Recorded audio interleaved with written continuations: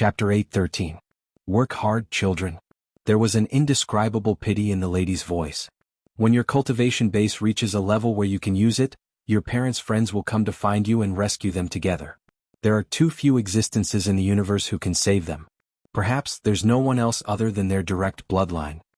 She said in a low voice, "This is the unique arcane skill of the 9 hells." For a moment Yun-Yang was a little uncertain. Could it be true? The lady in white looked calm, but her actions were solemn. She was already struggling to control her emotions and almost burst out laughing a few times, but she managed to hold it in. After all, she was a composed person who had lived for countless years, so there was not a single flaw in her expression. As for the telepathic messages from the outer layer, they had already gone through countless rounds. "You're too mischievous? What's wrong with that? If I don't find a chance to teach old Black a lesson, he'll really think that I can't handle him. Won't you provoke karma again by doing this? You've already provoked one last time. Now that you're provoking old Black, when will it end?" "So what? I always think that it's better to accept more karma like this. They want to achieve good things smoothly and pass on their legacy, but how can it be so easy in this universe? They didn't even come to greet me. Let's see what they can do to me. But it's too much for you to trip them up like this. They're your parents. They're using my territory to do something now. How can I not do something about it? I'm not in the wrong here. I'm afraid old Black's going to be maligned by you after this. It's a good thing to have all your efforts in vain. What's more, this is the effect I want. You've taken in disciples now, haven't you?" "Yes, I'll bring them back later." "Haha, I'll take in 2 disciples later too. I can't let someone monopolize the limelight." "So this is what you're planning. It's not a bad idea. Have you thought of it too? This way it's our people and theirs. What does it have to do with old Black? I'm so happy, I'm so happy." "Well, you might be happy, but old Black had gone through a lot of trouble to get this opportunity. Back then, he borrowed the bound of universe to set up the formation so that he could borrow some luck to become the 9 underworlds. In the end, one of you substituted him and the other turned him into an enemy. Old Black spent so much effort to groom an enemy for himself? This is too much. Isn't it still negotiable? As long as he apologizes to me, I'll return it to him. Look at Justice, he's so broad-minded and tolerant. That's the kind of person who understands and is open-minded." The woman in white almost spat out another mouthful of blood. "Apologize? Did they offend you? You've been the one causing trouble for me all these years, okay? Not only have you not taken enough advantage of me, you haven't caused enough trouble either. In any case, it's his fault." The voice on the other side said confidently, "Do you think I'm the kind of person who casually causes trouble and causes karma?" The current situation was that he had done something wrong first. Since he was the one in the wrong, I want him to apologize. Don't tell me it's Li Kuei instead? The woman in white was stunned. What she had just said did make some sense. However, could she really say it like that? Twisting logic? Hitting the nail on the head? Pestering endlessly? "Come back quickly once you're done, lest this little fellow sees through you. This child is as cunning as his father. In his realm he's called Supreme Wit. He's very arrogant," the voice on the other side urged. "This child isn't like his father at all. This little fellow is full of righteousness and righteousness. He's obviously the kind of person who serves the country and the people. He's a righteous person, a famous and real hero, the main character of another legend and myth under the stars." The voice on the other side said, "Oh? Isn't he about the same as me? Is he that outstanding?" The woman in white rolled her eyes, speechless, and cut off the call unilaterally. She had never seen such a shameless person. "You're obviously the epitome of evil. How can you compare yourself to Yun-Yang? He's a true hero, a true man, all right?" It was then that Shengguan Lingxiu could be seen walking in from outside the yard with reddened eyes. Every step she took was as heavy as a mountain. Her gaze towards Yun-Yang and Ji Lingxi was filled with reluctance. "Lingxiu is here." The woman in white, Aunt Mei, said, "I'm about to bring her away.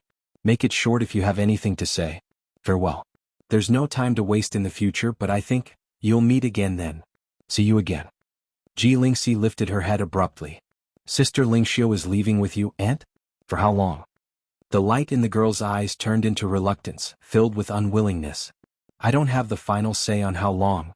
The woman in white, Aunt Mei, said warmly, "This will depend on how hard she works and how hard all of you work." Ji Lingxi was stunned when she heard that. Aunt Mei's words had just echoed when she vanished with a whoosh. Bai Yixue and Fang Mafei had disappeared with her. Obviously she had thrown both of them out. Only Yun Yang, Ji Lingxi, and Shengguan Lingxiu were left in the small yard, forming a relatively private space. In spite of this, the three of them were speechless for a long time. After a while, Ji Lingxi bit her lip and forced a smile, saying hoarsely, "I'll wait for all of you outside. You guys talk." As she spoke, she turned and walked out. Shengguan Lingxiu's eyes were filled with gratitude. The significance of Ji Lingxi's retreat now was too great. Until now, all the promises of the past were nothing more than an illusion. If she were to go back on her word, there was nothing to be blamed for it. There was no substance to it. Ji Lingxi's decision to leave now and leave the place to Shengguan Lingxiu was a stark contrast to her usual attitude at this moment of parting. This proved one thing: Ji Lingxi had completely acknowledged Shengguan Lingxiu as one of her family. Or rather, it was the Yun family. With this retreat today, she would never take this step back in this lifetime. As long as Shengguan Lingxiu's heart did not change, as long as Yun Yang did not die, everything was set in stone.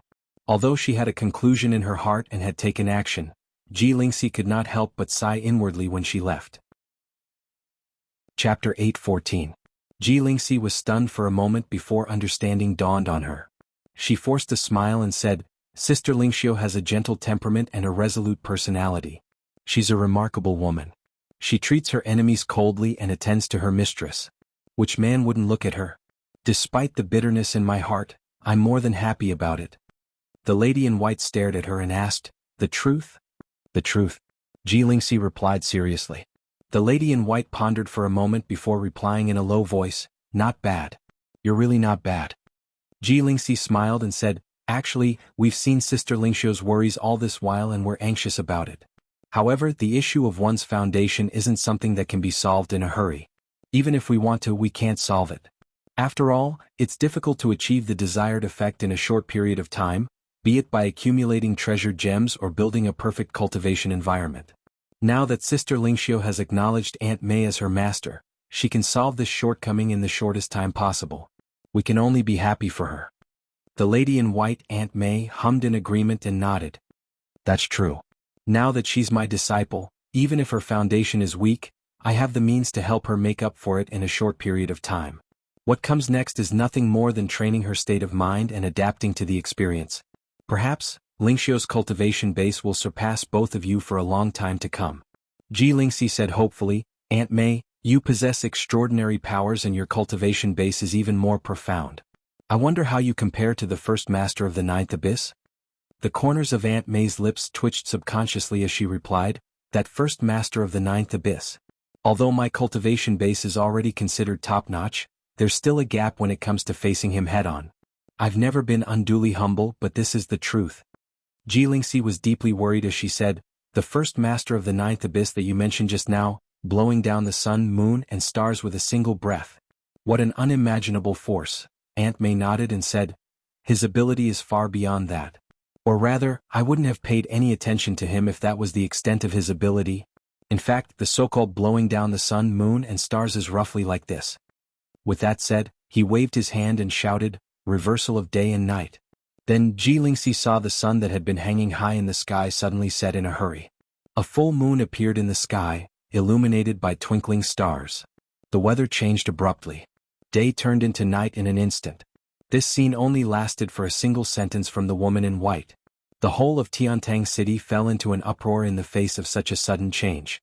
Ji Lingxi was dumbfounded as she murmured, "This is the reversal of the sun and moon, the reversal of the stars." Aunt May chuckled. "You're currently limited by your horizons. You're thinking too naively. My actions so far are merely to clearly show what it means to blow down the sun, moon, and stars." After pausing for a moment, he pointed somewhere and said, "Do you see that? There is a slightly dim star beside the moon." Ji Lingxi looked over and said, "I saw it." "Why?" Aunt May was very gentle as she said, "This is the so-called blowing down the sun, moon, and stars with one breath." As she spoke, she pursed her lips and blew out a breath. A beam of white light sped forward and disappeared with a whoosh. In the next moment, Ji Lingxi clearly saw the star that had been dimming suddenly explode in the night sky, turning into fireflies that filled the sky. In the vast starry sky, a dazzling meteor shower appeared. Ji Lingxi's mouth was agape, her eyeballs almost popping out of their sockets. Her mind was blank from the shock. Day and night were overturned with one shout. Exploding a star with one breath, scattering it into a meteor shower. Was this the work of a human? The result of a shout and a puff of air? Aunt May said softly, only when one's cultivation base has reached this stage can one be said to have reached a certain realm. Ji Lingxi's scalp prickled as she trembled, unable to speak for a moment. The first master of the abyss is twice as powerful as I am, Aunt May said softly. At this moment, Ji Lingxi suddenly felt that the road ahead was far and far away. Although it was not to the extent that the future was bleak, it was still bleak. Aunt May's cultivation base had obviously reached a profound realm that the world could not understand, recognize, or even imagine. Yet, the first master of the abyss was even more powerful than Aunt May. Then, when would he be able to save his parents? Even if he and Yunyang were to join forces, how could they be his enemies?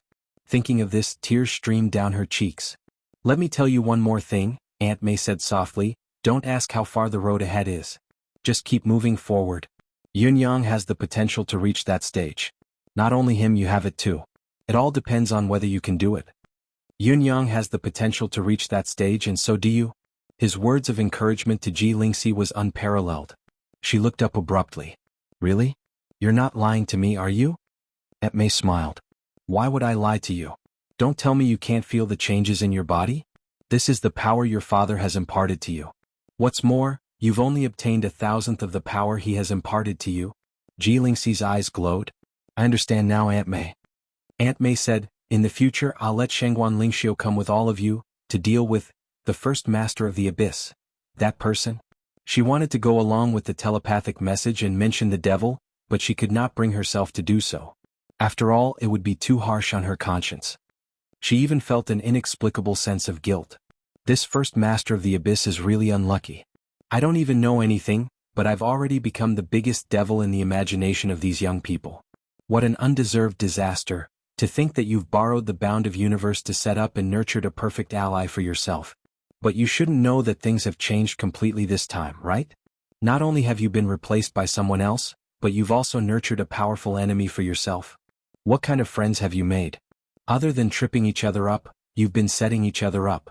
Being careless and making friends is no longer enough to describe it.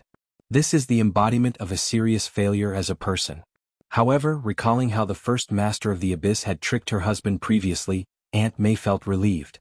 Who else would I have tricked if not you? Who asked you to be a failure as a person and make enemies everywhere? These people have joined forces, including your own family's interference now. It's all your fault, you blackmailer. With your strength alone, how can you fight against so many people at once? Chapter 8:15. Aunt May waved her hand and the order of heaven and earth resumed its normal operation. She said with a smile, Lingxi, the red glow on you doesn't differentiate between friend and foe. It bothers you a lot, doesn't it? Ji Lingxi blushed. It's alright, it's still very useful. Aunt May smiled meaningfully. Is it really useful? What if I say that I can remove it for you? Remove it? Ji Lingxi was dumbfounded. Was this Yunyang's biggest wish all this while? Ji Lingxi could see that Yunyang harbored a deep grudge against the red glow on her. He hated it to the core. If he really did get rid of it, he would probably be eaten up by him in a few days. Yet, she could not muster the slightest intention to resist him. I think I shouldn't. Ji Lingxi blushed. This can be considered a goal to strive for in the short term. The pros will always outweigh the cons. Oh, so the pros outweigh the cons. Aunt May replied meaningfully. Ji Lingxi blushed. Women? Aunt May hugged Ji Lingxi's shoulder and said, sometimes, you have to know how to tolerate and give in. However, sometimes you can't even take a step back. You'll only understand the propriety when the time comes, but just knowing isn't enough. You have to grasp it and strike when you should. Ji Lingxi hummed in acknowledgement, nodding in agreement instinctively, but there was still a hint of confusion in her eyes. Cherish the people in front of you. When the woman in white saw that she didn't really understand, she sighed softly and said something else. This group of little girls in the small courtyard. Shangguan Lingxiu looked at Yunyang, her face pale and her gaze filled with an indescribable infatuation. For a moment there was nothing to say. Yunyang could only feel a bitter emotion rising within him. He, who was usually glib and eloquent, could not utter a single word at this moment. Both of them had feelings for each other and knew each other well. They had not intentionally avoided each other. In spite of this, there was no actual intimate contact. Based on this alone, he was even worse than Yunyang and Ji Lingxi. Although Ji Lingxi's red light was annoying and domineering, there was still a buffer when it was triggered. As Yun Yang continued to experiment in a semi-passive manner, he could still occasionally touch her hand. Of course, the consequences were still severe. As for Shangguan Lingxiu, both of them had never even held hands. I'm leaving. Shangguan Lingxiu flashed a gentle smile as usual and said softly. This time, Yun Yang took a deep breath and said, Yes, I know. Shangguan Lingxiu said, I won't be by your side from now on. Take care. I will, definitely. Yun Yang looked at the beautiful face in front of him and said softly, Aunt May is an unparalleled expert. Being able to acknowledge her as your master is the greatest opportunity of your life, Sister Lingxiu. You must cultivate well and advance bravely. Don't worry about us. Shangguan Lingxiu hummed in agreement and said sadly, Yun Yang, I understand what you're saying, but we won't see each other for a long, long time. Yun Yang said seriously, How can it be long? You'll improve quickly with the guidance of a master. I won't be complacent either and will work hard to move forward. I believe that the day we meet again in the bound of universe won't be far. Meet again. These words were of utmost importance to Shangguan Lingxiu now. She felt her heart that had been drifting aimlessly in the air settle down at once, becoming firm and resolute. There were no more doubts. You must be well. Yun Yang exhorted in a low voice. Shangguan Lingxiu lowered her head and answered meekly. Yun Yang sighed softly and said, Aunt May's identity, background and power are far beyond what I know. My parting gift to you probably won't catch their attention. He chuckled softly and said, However, my woman is going on a long journey. No matter what, this farewell gift is indispensable. With a flip of his wrist, he took out a ring and said, This is a cultivation resource that I'm giving you. Keep it well. When we arrive at the sect, we have our own confidence. There's no need to be too humble. Shangguan Lingxiu was shocked, her face flushing. Yun Yang's woman. The shock that these words brought to her was indescribable. Shangguan Lingxiu's gaze was like water as she looked at the black ring before her. Unexpectedly, there was shyness in her eyes as she extended her right hand and said in a low voice, Help me put it on. Yun Yang smiled softly. Once you put it on, you won't have to take it off for the rest of your life. Shangguan Lingxiu said with a blushing face, If I still have to take it off, why would I wear it? Yun Yang laughed and picked up the ring, slipping it onto Shangguan Lingxiu's right ring finger gently. Throughout the process, Shangguan Lingxiu was trembling, her face flushed, but she did not budge. She only stared at Yun Yang's face in a daze, as if she was trying to engrave this face into the depths of her heart. He would never forget this moment for the rest of his life. After a long, long time, Shangguan Lingxiu approached Yun Yang slowly. She seemed to hesitate for a moment before she suddenly stood on her tiptoes and pressed her trembling lips against Yun Yang's. Yun Yang could feel that the beauty's lips were exceptionally cold and trembling. The indescribable fragrance was refreshing, but it was also filled with an unforgettable tenderness that flowed into his heart. He could not help but extend his arm and wrap it around Shangguan Lingxiu's slender waist. After a long time, their lips parted once more. Shangguan Lingxiu looked at Yun Yang's face in a daze and stepped back slowly. I'm leaving. I'm really leaving. Yun Yang said softly, I'll work even harder. I look forward to the day we meet again. Shangguan Lingxiu's beautiful eyes stared deeply into Yun Yang's. After a while, a tear finally trickled down slowly. Finally, she turned and dashed out of the door without looking back. 2 drops of crystal-clear tears fell to the ground. Jilingxi was still waiting by the door. He almost collided with Shangguan Lingxiu, but just as he took a step back, Shangguan Lingxiu had already hugged him tightly. Instantly, Jilingxi felt her shoulder drenched in tears. It was unknown if the protective red light was sexist or if it was accurate in judging the intention of the person close to it, but it did not appear to disrupt the situation. Seeing Shangguan Lingxiu like this, Jilingxi was enlightened. Her tears fell uncontrollably as she hugged Shangguan Lingxiu tightly. Sister Lingxiu, take care. I'll wait for you to come back with Yun Yang. I'll catch up to you as soon as possible. The 2 girls could not stop sobbing as they hugged each other. Aunt May, who was dressed in white, stood on the side with her arms folded. Her sharp eyes watched the 2 girls' tears, especially Jilingxi's. After a while, she lowered her head, but the expression on her face was much gentler. It's rare to find a heart of innocence. Finally, under Yun Yang and Jilingxi's longing gazes and old Mistress Shangguan's reluctant face, Aunt May, who was dressed in white, said faintly, How can there be an end to the love between a man and a woman? Don't sink into the path to heaven. Chapter 8:16. With a wave of her hand, a black hole the size of a house appeared in the sky with a soft hiss. On the other side of the black hole, It was not endless darkness but beautiful scenery. One could even see a clear lake on the other side. In the next moment, the lady in white brought Shangguan Lingxiu along and both of them went to the lake on the other side of the black hole with a slight movement. They were within sight but they were already in two different worlds. Aunt May, the lady in white, waved her hand in their direction and the black hole disappeared swiftly. In the blink of an eye, the space returned to its original state, the scenery on the other side no longer visible. Ji Lingxi sucked in a breath and said, "So, going from one world to another under the hands of a true almighty master. It's so easy, so effortless. By the lake in another world." The lady in white looked at Shangguan Lingxiu curiously. "Look, what did your lover give you as a parting gift? How dare he claim to be so confident? I'm rather curious, where did his confidence come from?" Two words of confidence, interdependent and interdependent. Whether it was true or not, however, was yet to be determined.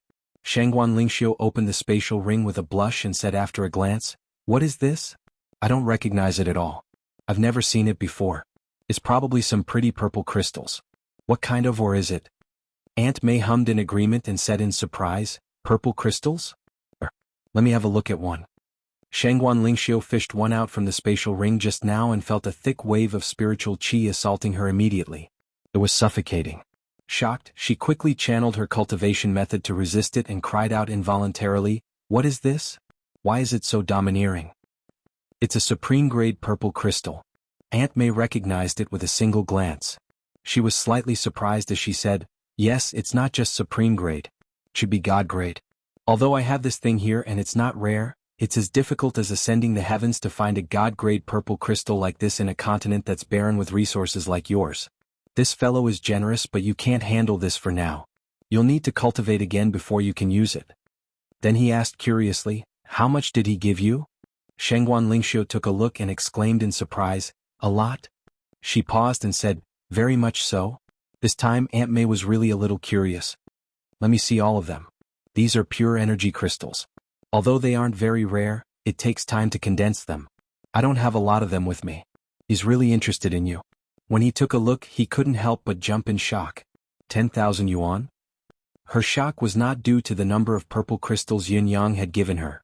At her level, purple crystals were easily obtainable.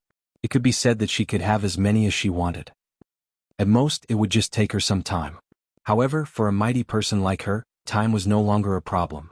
What truly shocked her was that Yin Yang was actually generous enough to give away so many resources in one go in a place like the Tianshan continent, where resources were extremely scarce. This was no longer a matter of generosity, it was simply unbelievably generous. This kind of sincerity is very heavy. Aunt May sighed softly, "It's easy to find a priceless treasure, but it's hard to find a lover. You must cherish it." Shangguan Lingxiu looked blissful. "Oh, there's something else. I almost got a treasure." Aunt May flipped through the items and found another good item. She could not help exclaiming in admiration after examining it with her deific consciousness, "I didn't expect it to be this. This is the real good stuff. Lingxiu, it looks like this fiancé of yours really has you in his heart. You mustn't let him down in the future. If you really do, I'll be the first to not forgive you." Shangguan Lingxiu said shyly, "What are you talking about, master?" Aunt May retrieved a piece from the spatial ring with a swoosh. It was a huge lotus leaf. It was emerald green and glistening. "A lotus leaf? This is..." Shangguan Lingxiu said in surprise. She had seen the lotus leaf almost immediately when she was checking the items in the spatial ring, but she did not pay much attention to it. To her, Yun Yang's gift to her had a greater symbolic meaning, and the amethyst looked better as well. She had almost walked away with a treasure indeed. "This isn't an ordinary lotus leaf," Aunt May said seriously, "this is a treasure of heaven's will. I'll teach you the method later. Infuse your own blood into this lotus leaf. After the blood bond is completed, this lotus leaf can change its form according to your will. Any saber or sword can change into a myriad of forms, all of them as one. Similarly, they're indestructible and indestructible. Similarly, it can be turned into clothes. If it's turned into clothes, not only will it be invulnerable to weapons and water and fire, it'll also be immune to all evils and demons." Aunt May clicked her tongue in admiration. "This Yun brat is really willing. I really have a whole new level of respect for him now. There aren't many men who can do something like this. You're really lucky." Shangguan Lingxiu looked bashful. Other than bliss, there was only contentment. She was in high spirits and proud of herself. I didn't expect that even I would have times where I've misjudged it. Sure, I'm afraid you'll have to think about what you want it to become next. I'll ask your grandmaster to bless you. Aunt May's tone suddenly turned gloomy. Shangguan Lingxiu was unfazed by the change and said in surprise, Master, didn't you say that this is a treasure of heaven's will and has the magical ability to transform at will? If it's limited to one, wouldn't this treasure be damaged for no reason?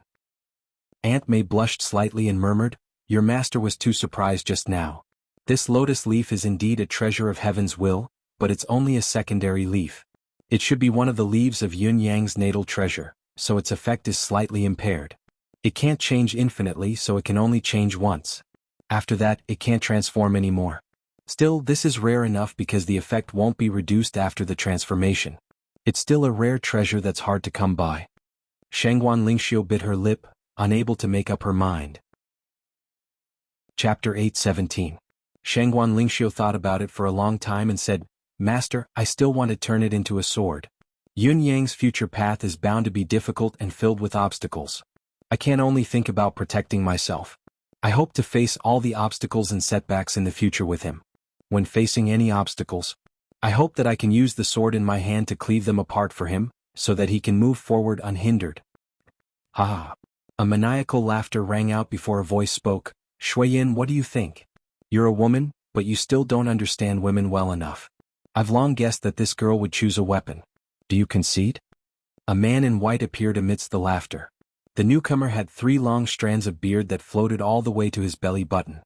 His white hair made him look rather old, but his eyes were still clear as if they could see through everything. He had the demeanor of a sage, ethereal and otherworldly. One look at him would evoke a sense of reverence. Such a person was like a deity among immortals. He was extraordinary. Shangguan Lingxiu was awed by this person's demeanor as well. She was immediately filled with respect and realized that this person must be the grandmaster that her master had mentioned. Her master was already so impressive, the grandmaster would probably be even better. Unexpectedly, Aunt May's eyes widened when she saw the person before her. She did not know whether to laugh or cry. You. What are you doing? How did you turn yourself into such a ghastly state? Are you trying to scare me? The newcomer stroked his long beard with his hand. He had an unfathomable and admirable demeanor. He squinted his eyes and said disdainfully, Since I've become a grandmaster, of course, I can't be the same as before. At least in front of this girl, I have to maintain a steady and calm image. Isn't this reasonable? How did it become frightening? Aunt May covered her face, speechless. Based on what you've just said, which one of them is steady and calm? You're not frightening now, but you still don't have a shred of your image. You're right. It's not easy for our family to take in a disciple. Our priority now is to send out the invitation and hold the ceremony. The man in white stroked his beard, squinted his eyes and said, Let those guys rush over to congratulate and give gifts, isn't it? Aunt May was at a loss for words. She knew that her husband's image had crumbled yet again. His worldview had been shattered, and his moral integrity had been destroyed. Xiaomiao Xiaoyi, come. Hurry up and get ready. I'll give you a name list. Hurry up and write the invitations. The man in white counted on his fingers. Then Ling Tian Palace should send 50 of them. As long as they are in there, make sure everyone has one. Also, Old Black should send, is 200 enough? Thinking, he turned around and asked Aunt May, How many wives does Blackie have? Aunt May was speechless. She said angrily, You want all of his wives to send a congratulatory gift? Don't you have any shame? Even if you're shameless, us sisters are. The man in white was furious when he heard that. He said angrily, Who is the shameless one? Which of his wives didn't send an invitation card when they gave birth? Of course we have to take back all of our disciples. Damn it, the biggest loss I've suffered in this life is marrying too few wives. It's a huge loss. The woman in white glared at him and smiled faintly. Too few wives? From what you've said, it seems like you've been speaking from your heart for a long time. The man in white's expression changed. He laughed and said proudly, Although they are few, they are of high quality. They are many times better than his ordinary women. They can completely crush him. I've always been satisfied with this. An unprecedented storm was instantly annihilated into nothingness. No matter how strong an expert was, no matter how capable an almighty being was, a woman was still a woman. Eternal love for beauty, and receiving the heartfelt praise of her man, any level of turmoil could instantly be suppressed by 80 to 90%. Oh yes, on the other side, send a few dozen invitations to the dozen people there. Distribute them according to their names. Speaking up to this point, he suddenly thought of something and said, oh yes, don't send that narcissist. He definitely won't come. Also, Fraud Tian, make it clear that our disciple is his daughter-in-law. Let him think about it. Don't think about taking advantage of him all the time. Also, send it to Xiao Xiao as well. Confirm that it has been sent. Also, we have to send it anyway. Everything has to be confirmed. The man in white roared into the sky excitedly, let me send one too this time. The corners of Shangguan Lingxiu's lips twitched. She felt that this Grand Master of hers was strange no matter how she looked at him. It was so different from her first impression. Could it be that one really could not judge a book by its cover? The woman in white said, are you sure you want to send it to Old Black as well? The man in white thought about it and said, your concern is reasonable. We won't send it to Old Black lest we alarm the evil. You people are all full of evil tricks. You're just the eldest brother talking about the second brother. Do you really think you're a good person? A few women's voices chuckled at the same time. Shangguan Lingxiu was bewildered, not knowing what was happening before her. He could clearly understand every single word, but when he carefully pondered over the true meaning of every single word, he could not understand the specific meaning at all. However, Shangguan Lingxiu was shocked to find herself drowning in all sorts of gifts. It was just a grand master, a few mistresses, and her own master's greeting gifts, but it was already a dazzling array of gifts. Shangguan Lingxiu looked at each of the items she had received and thought subconsciously, how good would it be if I could go back now? How much effort can I save if I give these to Yunyang? Shangguan Lingxiu had already left, her silhouette nowhere to be seen. Everyone in the Shangguan family was filled with melancholy. Old Mistress Shangguan was the only one who seemed to have let go of a burden as she sighed softly. It was just that there was an additional sense of longing, her expression filled with worry. Yunyang, don't let Lingxiu down when the time comes, the old mistress told Yunyang seriously.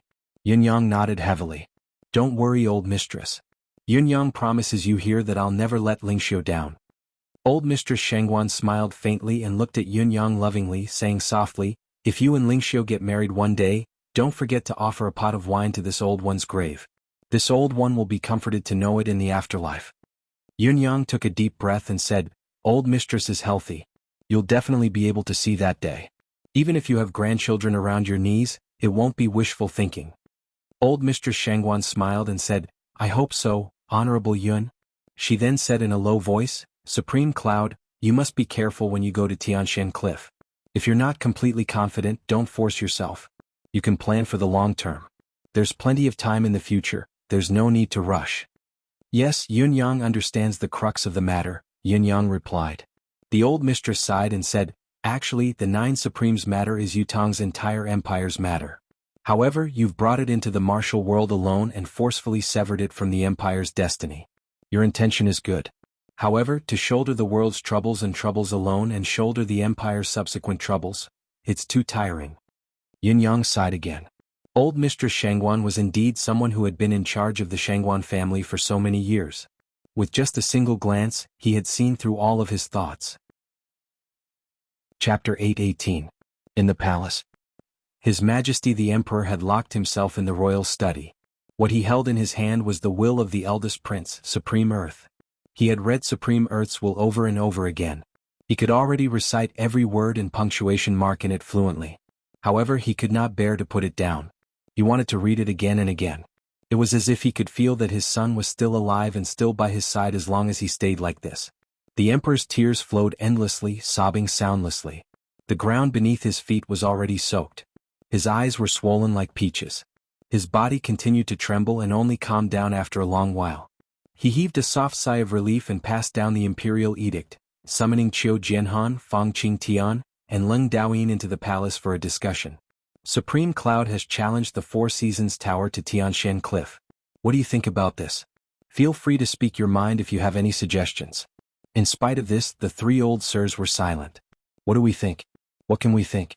The Emperor looked solemn as he said seriously, Supreme Cloud is an important official of the Empire, the spiritual leader of Yutong, the guardian of the nation. All this while he has fought for the Empire, his meritorious service is unparalleled.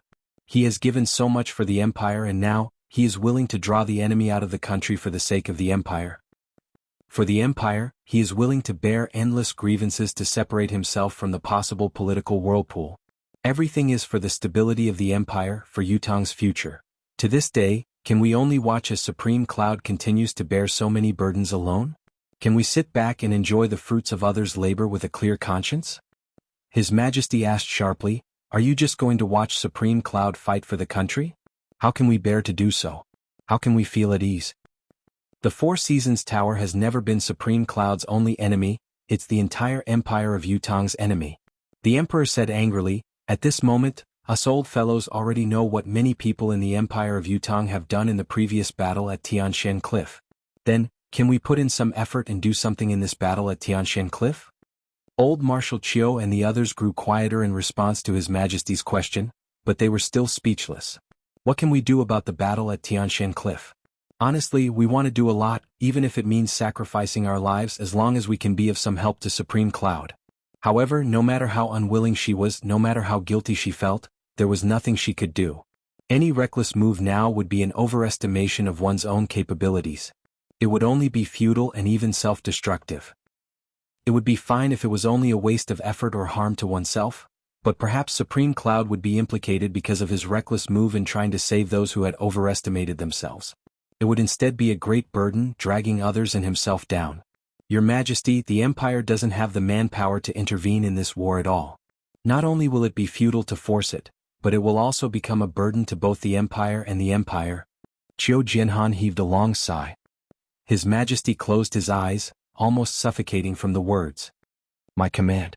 The Emperor said emotionlessly with his eyes closed, "Fu Baogua, come out of the Fortress of Resilience and await orders. Pay close attention to Tianshan Cliff. Assist Supreme Cloud at any time. If Supreme Cloud is in danger, even if the 400,000 troops on the eastern border are all killed, Supreme Cloud's safety must be guaranteed."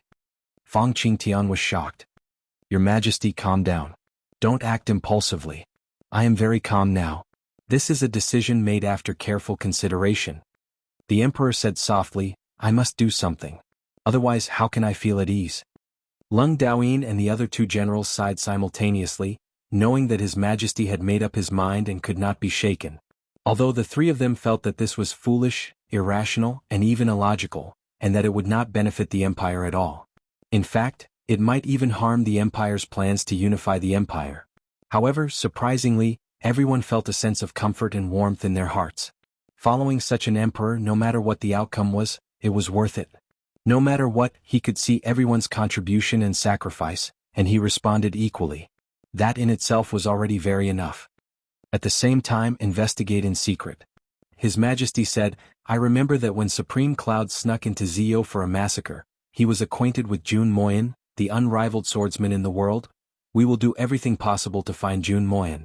I hope that he can lend Supreme Cloud a hand in this battle. No matter what condition he has, he can agree to it immediately, including the western border troops' withdrawal from Zio." "Your Majesty, how can this be? The western border troop has won a great victory, and the complete annihilation of Zio is a foregone conclusion. There's only a little time left. How can we give Zio a chance to breathe now? This cannot be done." "Why can't it be done?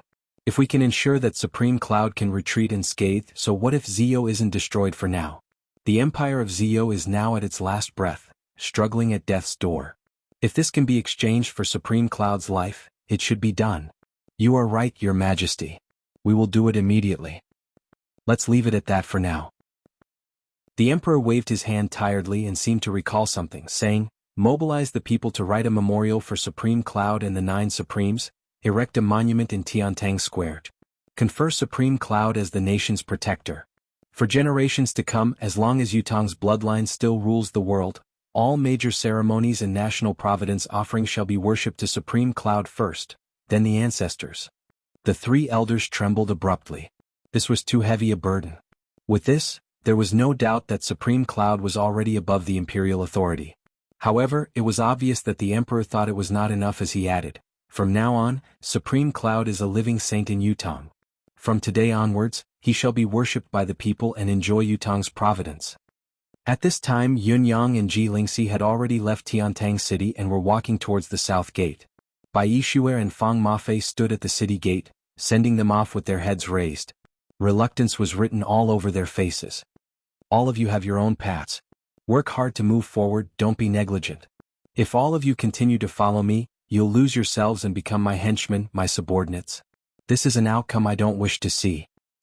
I hope that each of you is an individual that exists independently, that each of you has your own glory. Each of you can become a hero. I see all of you as my friends and brothers. These 3 rings, one for each of you. Lao Mei will have the last one. After we part ways today, perhaps I'll come back. Perhaps I'll leave right away. If there's a chance, let us meet again in the bound of universe.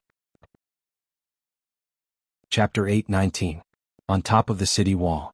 Yun Xiaoyao held a ring in his palm as well. Watching Yun Yang and Ji Lingxi walk further and further away, his expression was unusually complicated. Yun Xiaoyao still stood at the top of the city wall until both of them could no longer be seen.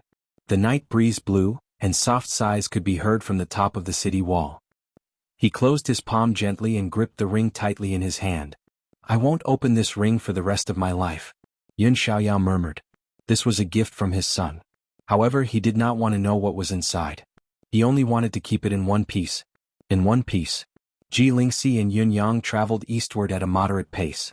Of course, they were moving at their own maximum speed, but they were still much faster than an ordinary person. Both of them sensed their qi as they walked. They had a clear feeling that as long as they wanted to, they could activate their mystical qi with all their might and leave this world to enter the bound of universe. The feeling grew clearer and clearer. However, neither of them had the intention to do so. The Four Seasons Tower was not destroyed yet. Along the way, smoke could be seen rising from the chimneys. The people along the way wore smiles on their faces. It was a smile of complete relaxation and comfort. Every time they approached a village, there would be children playing and chasing each other. Occasionally they would even run onto the road. There was an endless stream of pedestrians on the road as well, coming and going from all directions. There was no longer the fear and despair when they were besieged by the 4 countries. Everyone's faces were clearly filled with hope for a better life, as well as a sense of pride and confidence that came from being superior to others. Occasionally, when the army passed by, the owner of the tea stall would greet the soldiers warmly to stop and have a sip of water, serving them with everything he had to express his sincerity. However, the army would not stop, so the owner could only wave and smile as they passed. When the army passed by, the owner of the tea stall simply moved the tea stall to a larger space, almost to the point where it was placed on the main road. When the army passed by again, they simply carried trays and handed bowls of tea to them. How can I not do it? This is my sincerity. The army has its rules, but I have to fulfill my sincerity. Lingxi, do you know that the biggest wish of the 9 of us in this life is nothing more than to be able to witness such a sight? Yun Yang looked at the passers-by contentedly, his heart filled with joy. He could not help slowing down his slow footsteps and stopping to watch the owner of the tea stall serve tea. Big Brother once said that if there was a day when Yutong's people could eat their fill and wear clothes to protect them from the cold, they could walk with their heads held high and their chests puffed out to the outside world. They were proud and arrogant, neither servile nor overbearing, then the day of world unity would not be far away. This is the long-cherished wish of U.S. brothers. For this goal, I have no regrets in life or death, no regrets in 100 battles. Now that Yutong is at peace, the unification of Yutong is only a matter of time away.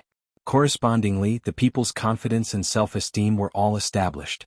Yutong already has an indestructible backbone. As long as this backbone remains, our efforts will not be in vain. Yun Yang said in relief, in other words, the goal that we've fought for our entire lives can be considered accomplished. I haven't let down my brother's trust. When we meet again, I have the face to look them in the eye. I'm so happy and excited. Ji Lingxi said respectfully, all of you are remarkable people. You and my brother are, and so are the other brothers. Yin Yang laughed. You're right. Everyone is. Ji Lingxi said, you mean that you won't participate in Yutong's battle to unify Tianxian in the future? That's right. Yun Yang nodded and said, the situation is clear now.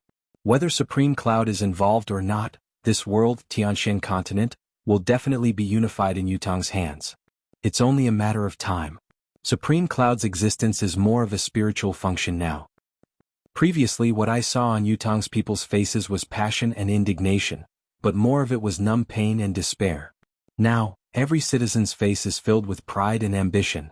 Yun Yang smiled and said, this is the foundation of prosperity, the foundation that will never change. Ji Lingxi pondered and asked, but, Why would the other countries think that it's a good thing for Yutong to unify the world? The human heart has always been biased. It's only right. Yunyang said faintly, unifying and being unified are not the same. Even if it's a war, it's hard to say who's right and who's wrong. It's just that everyone has their own standpoint.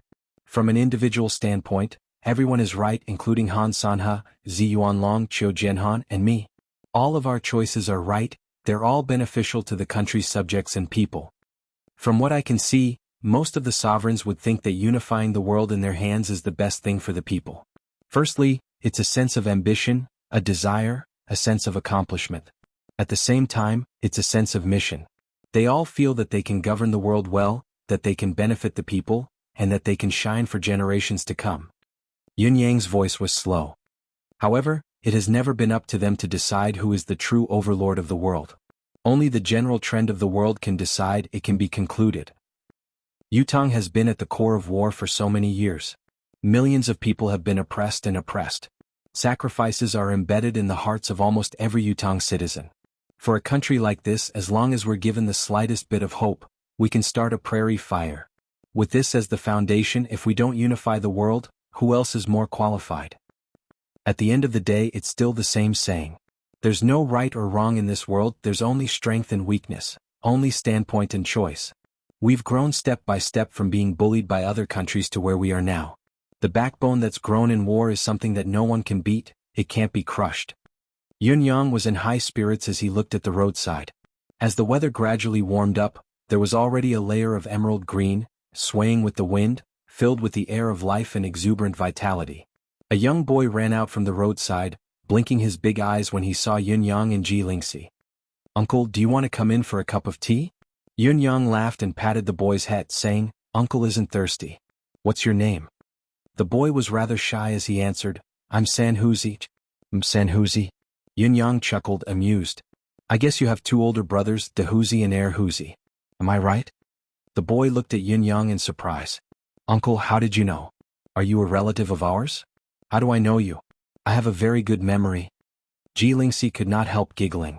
Yunyang said, "Where are your two older brothers? Aren't they home? Why didn't they bring you along to play?" The boy said excitedly, "Both of my older brothers have become generals. They're all great heroes. Mama said that they're with Daddy, they're all great heroes, great generals. Huzi even offered incense and prayed for them during the spring festival this year." She was with her father. Offering incense. Chapter 820. Yunyang was taken aback as he looked at the white couplet that had yet to fade on the tea house. Only half of it remained after the wind and rain, dancing in the wind. Yunyang's thoughts raced, feeling an indescribable bitterness in his heart. After a while he said softly, not bad at all. They are all great heroes, Yutong's good men. Sanhuzi, you have to be a hero too when you grow up." "Yes." The boy said proudly, "I won't embarrass my brother and father. Our family is Yutong's heroes." Yunyang forced a smile. His hand that was caressing the boy's head glowed with a purple chi. An extremely pure innate purple chi then melted into the boy's body. Unbeknownst to him, 4 of the 3 chakras in the boy's body had been awakened by Yunyang's innate purple chi. The remaining purple chi was hidden in the boy's other chakras, waiting for him to begin his cultivation, and he would be able to break through step by step. At the same time, a cultivation method had entered the boy's mind. The boy felt a wave of dizziness. His body swayed and he suddenly fell to the ground, unconscious. "Sanhuzi." A woman in a coarse dress and hairpin dashed out from the tea house, her expression unusually anxious. "It's all right," Yunyang said softly, "Sanhuzi will be fine after a nap. He'll be outstanding from now on, even more outstanding than his father and brother." The woman glared at Yunyang angrily and said, Who are you? What did you do to Sanhuzi?" Yunyang smiled. "Sanhuzi is a good child. I won't harm him." The woman, who was initially filled with rage, felt that Yunyang's smile was too warm, her resentment dissipating into thin air. The more she looked at the handsome face, the more familiar it seemed, but she could not recall where she had seen it before. She could not help but be puzzled. "Who are you?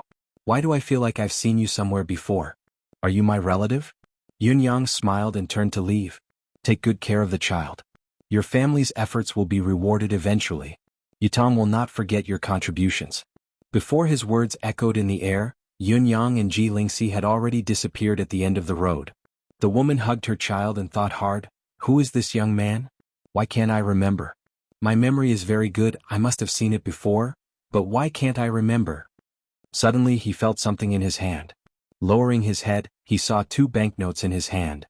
Each of them was worth 1,000 taels. Looking at the 2 large banknotes in front of him, his heart couldn't help but pound wildly. Was this left behind by that young man? Why did he give me so much money?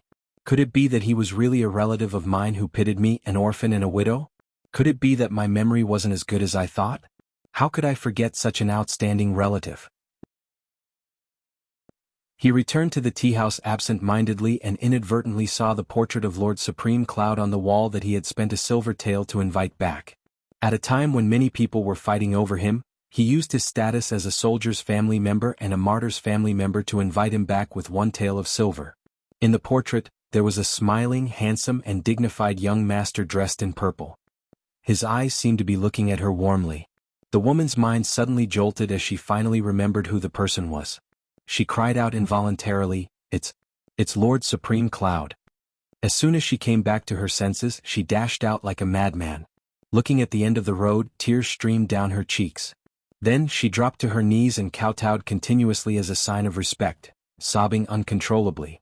It was an indescribable excitement, pride, and joy that came from the bottom of her heart. For some reason the neighbors crowded around her. "Third aunt, what are you doing?" The woman lifted her tear-stained face, crying and laughing at the same time. "Lord Supreme Cloud came to our place just now. He even carried San Huzi and talked to him for a while. He even gave me banknotes. It's Lord Supreme Cloud."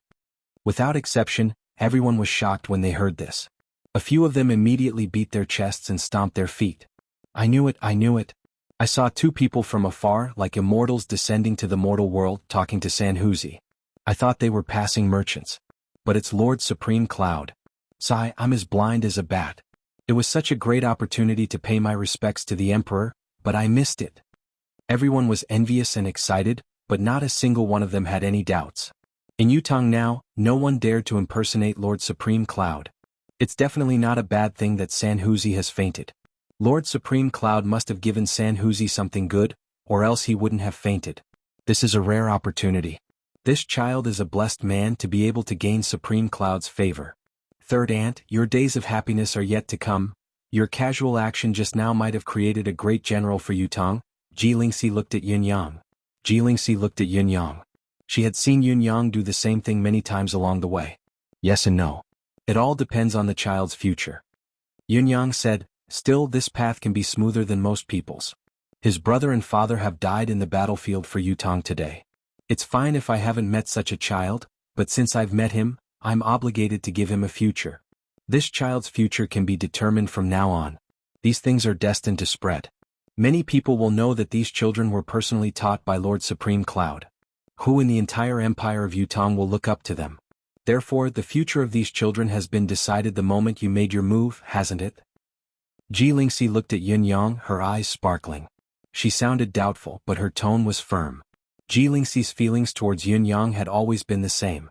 Ever since the night they had met inexplicably and asked for Yunyang's help, staying in his house, Jilingxi did not understand why she had not been wary of this man at all. The more they interacted, the more certain she was of this person. Jilingxi finally understood her feelings, especially after they had parted ways and she was saved by Yunyang. To hold his hand and grow old with him. However, this was only the ordinary affection between a man and a woman, nothing more. The naive love between a young man and a woman of a suitable age was mostly just a wish to tie the knot and grow old together. There was no time to truly understand the other deeper aspects. After all, these were things that could only be verified with time. However, as they got to know Yunyang step by step, Yunyang's intelligence, Yunyang's planning, Yunyang's battle prowess, Yunyang's bravery, in the end they realized that Yunyang was actually one of the famous 9 Supremes, the only remaining Supreme Cloud, the 9 Supremes think tank. To Jilingxi, it felt like her understanding of her sweetheart was being refreshed again and again. It was as if the Yunyang she saw each day was a different Yunyang, growing more and more perfect by the day. To put it in a more conventional way, there was no best, only better. Until now, today, Jilingxi once again experienced a sentiment from Yunyang. It was a noble sentiment that would not hesitate to sacrifice everything for the country and its people. It was the temperament of a great chivalrous man who had compassion for the world, almost like a saint.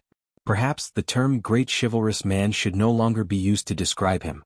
It would be more appropriate to describe him as a chivalrous man, a chivalrous saint. In addition to this realization, Ji Lingxi could not help but feel that Yun Yang was a rare talent. She was even more pleased with her own sharp eyes for spotting a hero. I fell in love with him when he displayed his flirtatious attitude. How far-sighted I am. Back then, it was as if I had picked out a piece of jade from a pile of trash, a flawless piece of jade. My eyes are really sharp indeed. Counting down the days, it's almost the August 1st comrades reunion. I've already abstained from alcohol for 5 days, I'll abstain for another 2 days to maintain my best condition. When that day comes, I swear to make those 90-odd people look at me in a different light and bow down to me. Chapter 8:21. At the same time, Ji Lingxi was somewhat ashamed of her own inferiority. He's so outstanding, why do I feel like I'm not worthy of him? I want to be more outstanding, to work harder, to have a higher cultivation base. On the other side, a certain father and mother were speechless. Little girl, how can you belittle yourself like this? Your cultivation is obviously higher than that brat's. You don't lose to him in any way. It's that brat's great fortune that he can win your heart. You can't show weakness first and admit your inferiority first. If you are willing to give in, your father and mother will directly lose everything. They will definitely be laughed to death by that swindler. You must not let them down. Yun Yang had a strange feeling in his heart. They were walking normally, so why was Ji Lingxi holding his hand, intentionally or unintentionally? Was she taking the initiative? Yun Yang, look, the clouds on the mountain over there are so beautiful. They look like a big fish. Don't you think so? Ji Lingxi pointed at the clouds in the sky with one hand and held Yun Yang's hand with the other to let him look. Yun Yang followed the voice and frowned. Fish. That's clearly a lump of neither, all right? How was it beautiful? What kind of aesthetic perception was that? However, ever since Ji Lingxi had held his hand for this reason, they had never parted ever since they held each other's hands. Look over there. It's a little squirrel. It's so cute. Look over there. Ah, what's that bull doing? Ayaya. Why are those 2 dogs stacked on top of each other? Don't look. Yun Yang was exasperated for a long time. This was the place of a life-and-death duel, but why did it become a sweet sightseeing trip in Ji Lingxi's eyes? Both of them had set off a day later. If they had turned into the clouds and traveled at full speed, they would have arrived long ago. However, with Ji Lingxi following behind, it was rare for Yun Yang to travel at full speed. Even though both of them were much faster than ordinary people, it was still a distance of nearly 10,000 miles. They had already wasted a lot of time delivering gifts along the way, and now they had to stop from time to time to enjoy the scenery and have some fun. The 3-day deadline that Yun Yang had set had passed with a swoosh. When the 3-day deadline had passed, Yun Yang and Luo Bingyun had only covered less than half of their journey. Although it is said that a man's words are trustworthy and a man's words are worthless, it doesn't matter if he breaks his promise to the enemy. After Yun Yang had forcefully found an excuse for himself, he felt at ease and was even more at ease. Since I can't make it in time and I'm destined to be late, I might as well let nature take its course and do whatever I want. Therefore both Yun Yang and Ji Lingxi traveled slower and slower. If they did not have a certain level of speed, who knew when they would be able to reach their destination? The Four Seasons Tower's men, who did not know what was going on, almost broke down. By this time, all the pinnacle experts of the Four Seasons Tower were already waiting at Tianshan Cliff. With Mr. Nian as the leader, the entire nest was turned out in full force. The scale was even grander than the ambush Ling Xiaozue and the rest had encountered previously. This was Supreme Cloud, the sole remaining member of the 9 Supremes, who had set the date in front of everyone in the world. It had to be a date that was set in stone. There was no room for error. They would not leave until one side was completely annihilated, or both sides would perish together. There was no room for negotiation between the 2 sides. In spite of this, the symbolic day of the decisive battle had already arrived. The Four Seasons Tower had made all the necessary preparations.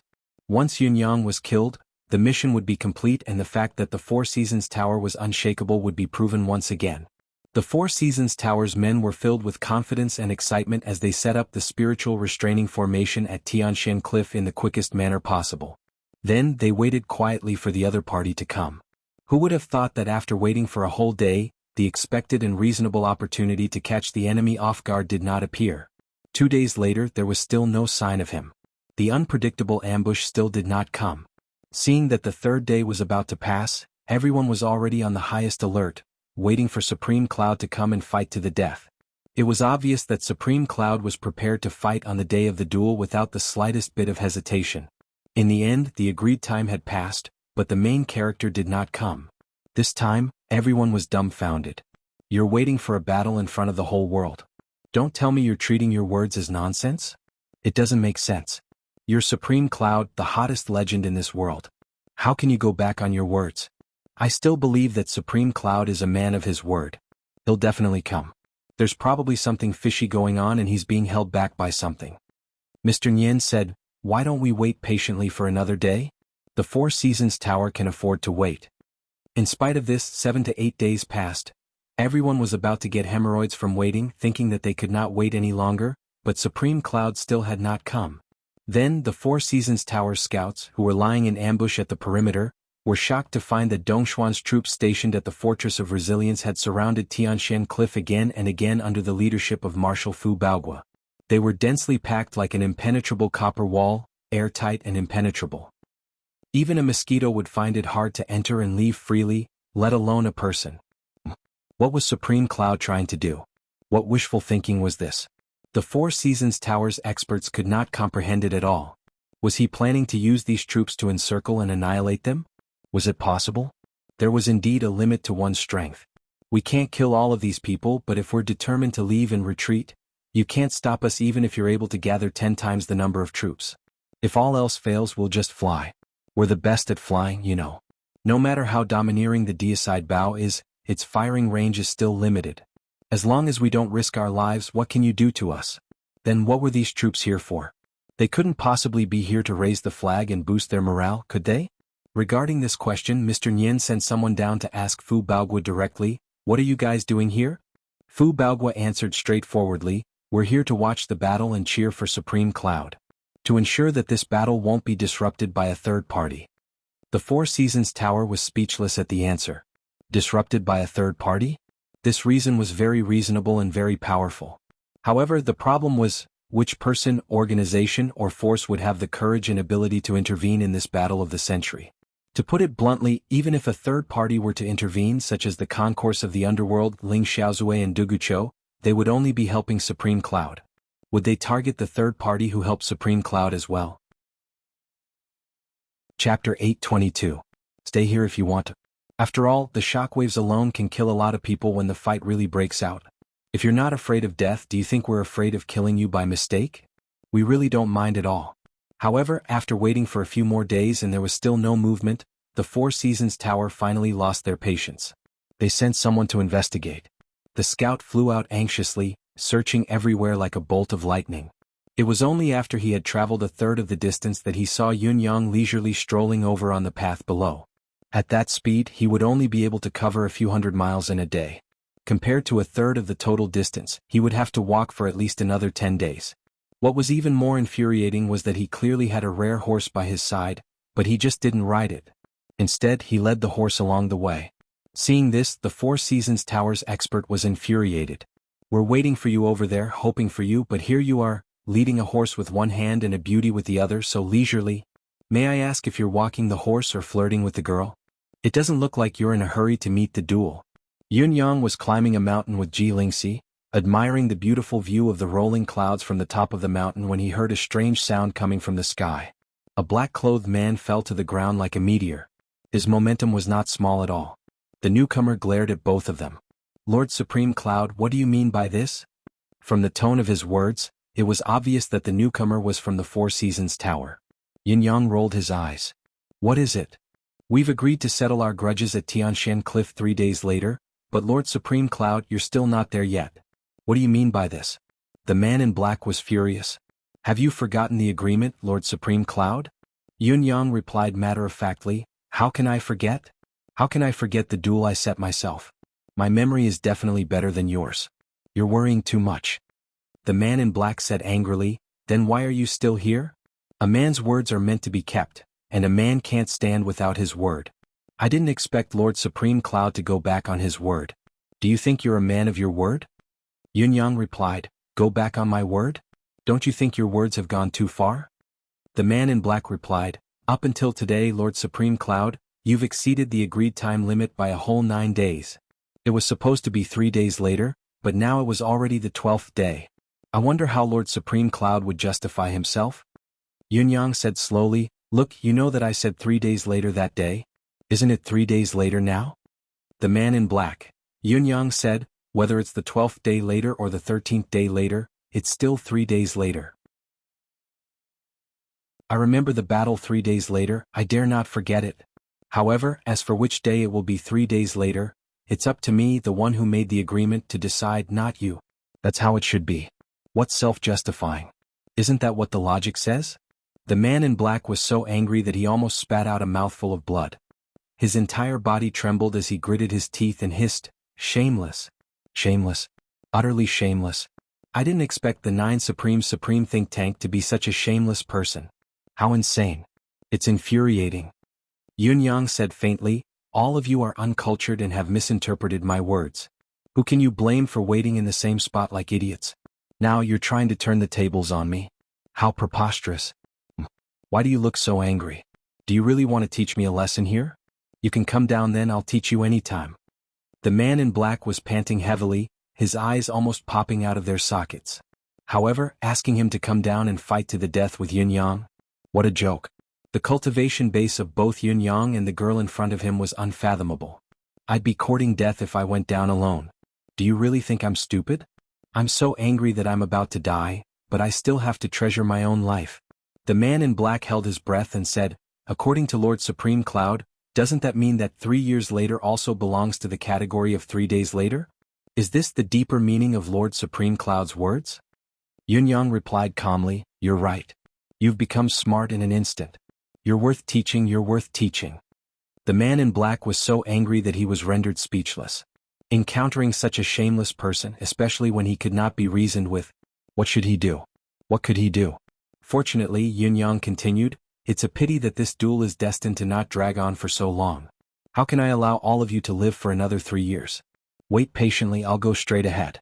Look at the distance, there's not much time left. Don't be impatient. I'll give you one last piece of advice. Don't be surprised, let nature take its course. The man in black felt like his liver was about to explode from anger, on the verge of breaking down. Yunyang said, remember to tell Mr. Nyen when you go back that those who do great things must have patience. While there's still time, all of you can still perfect the spiritual restraining formation, linger on with your last breaths and enjoy life for a few more days. I'm doing this for your own good. When the day of the duel comes, your souls will be dead and you won't have the chance to enjoy life anymore. Without another word, the man in black turned into a gust of black air and left at a speed much faster than when he had come. He really could not stay any longer.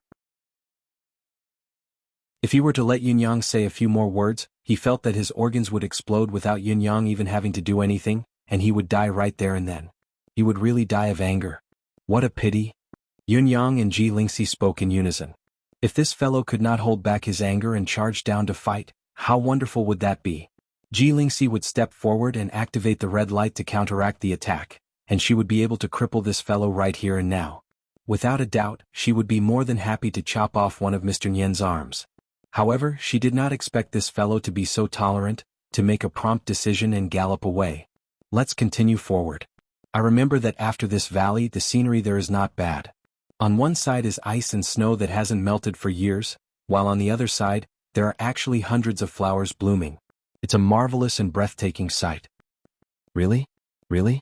Come, let's go. Let's go quickly. Don't miss out on such a beautiful view. Ji Lingxi was overjoyed when she heard that, pulling Yunyang along as they ran. Reddy snorted and followed them unwillingly. Yunyang was helpless against this fellow who had chased after him despite being thousands of miles away from Tiantang City. Stroking the horse's mane, he said, Reddy, I'm leaving in a few days. What do you think you're going to do? Reddy snorted and rubbed itself against Yunyang's body intimately. The meaning behind it was indescribable. Yunyang sighed to himself. In these few days, Yunyang had combed Reddy's meridians many times and fed it plenty of treasured resources. He had even squeezed out half a bowl of his blood for this fellow to drink. In spite of this, the only result was that this fellow was becoming more and more inseparable from him. Yunyang could not make up his mind regarding such a spiritual, unparalleled treasure. What should he do? Release it into the forest? Or leave it on the battlefield? Would it be possible if he brought it away from this world?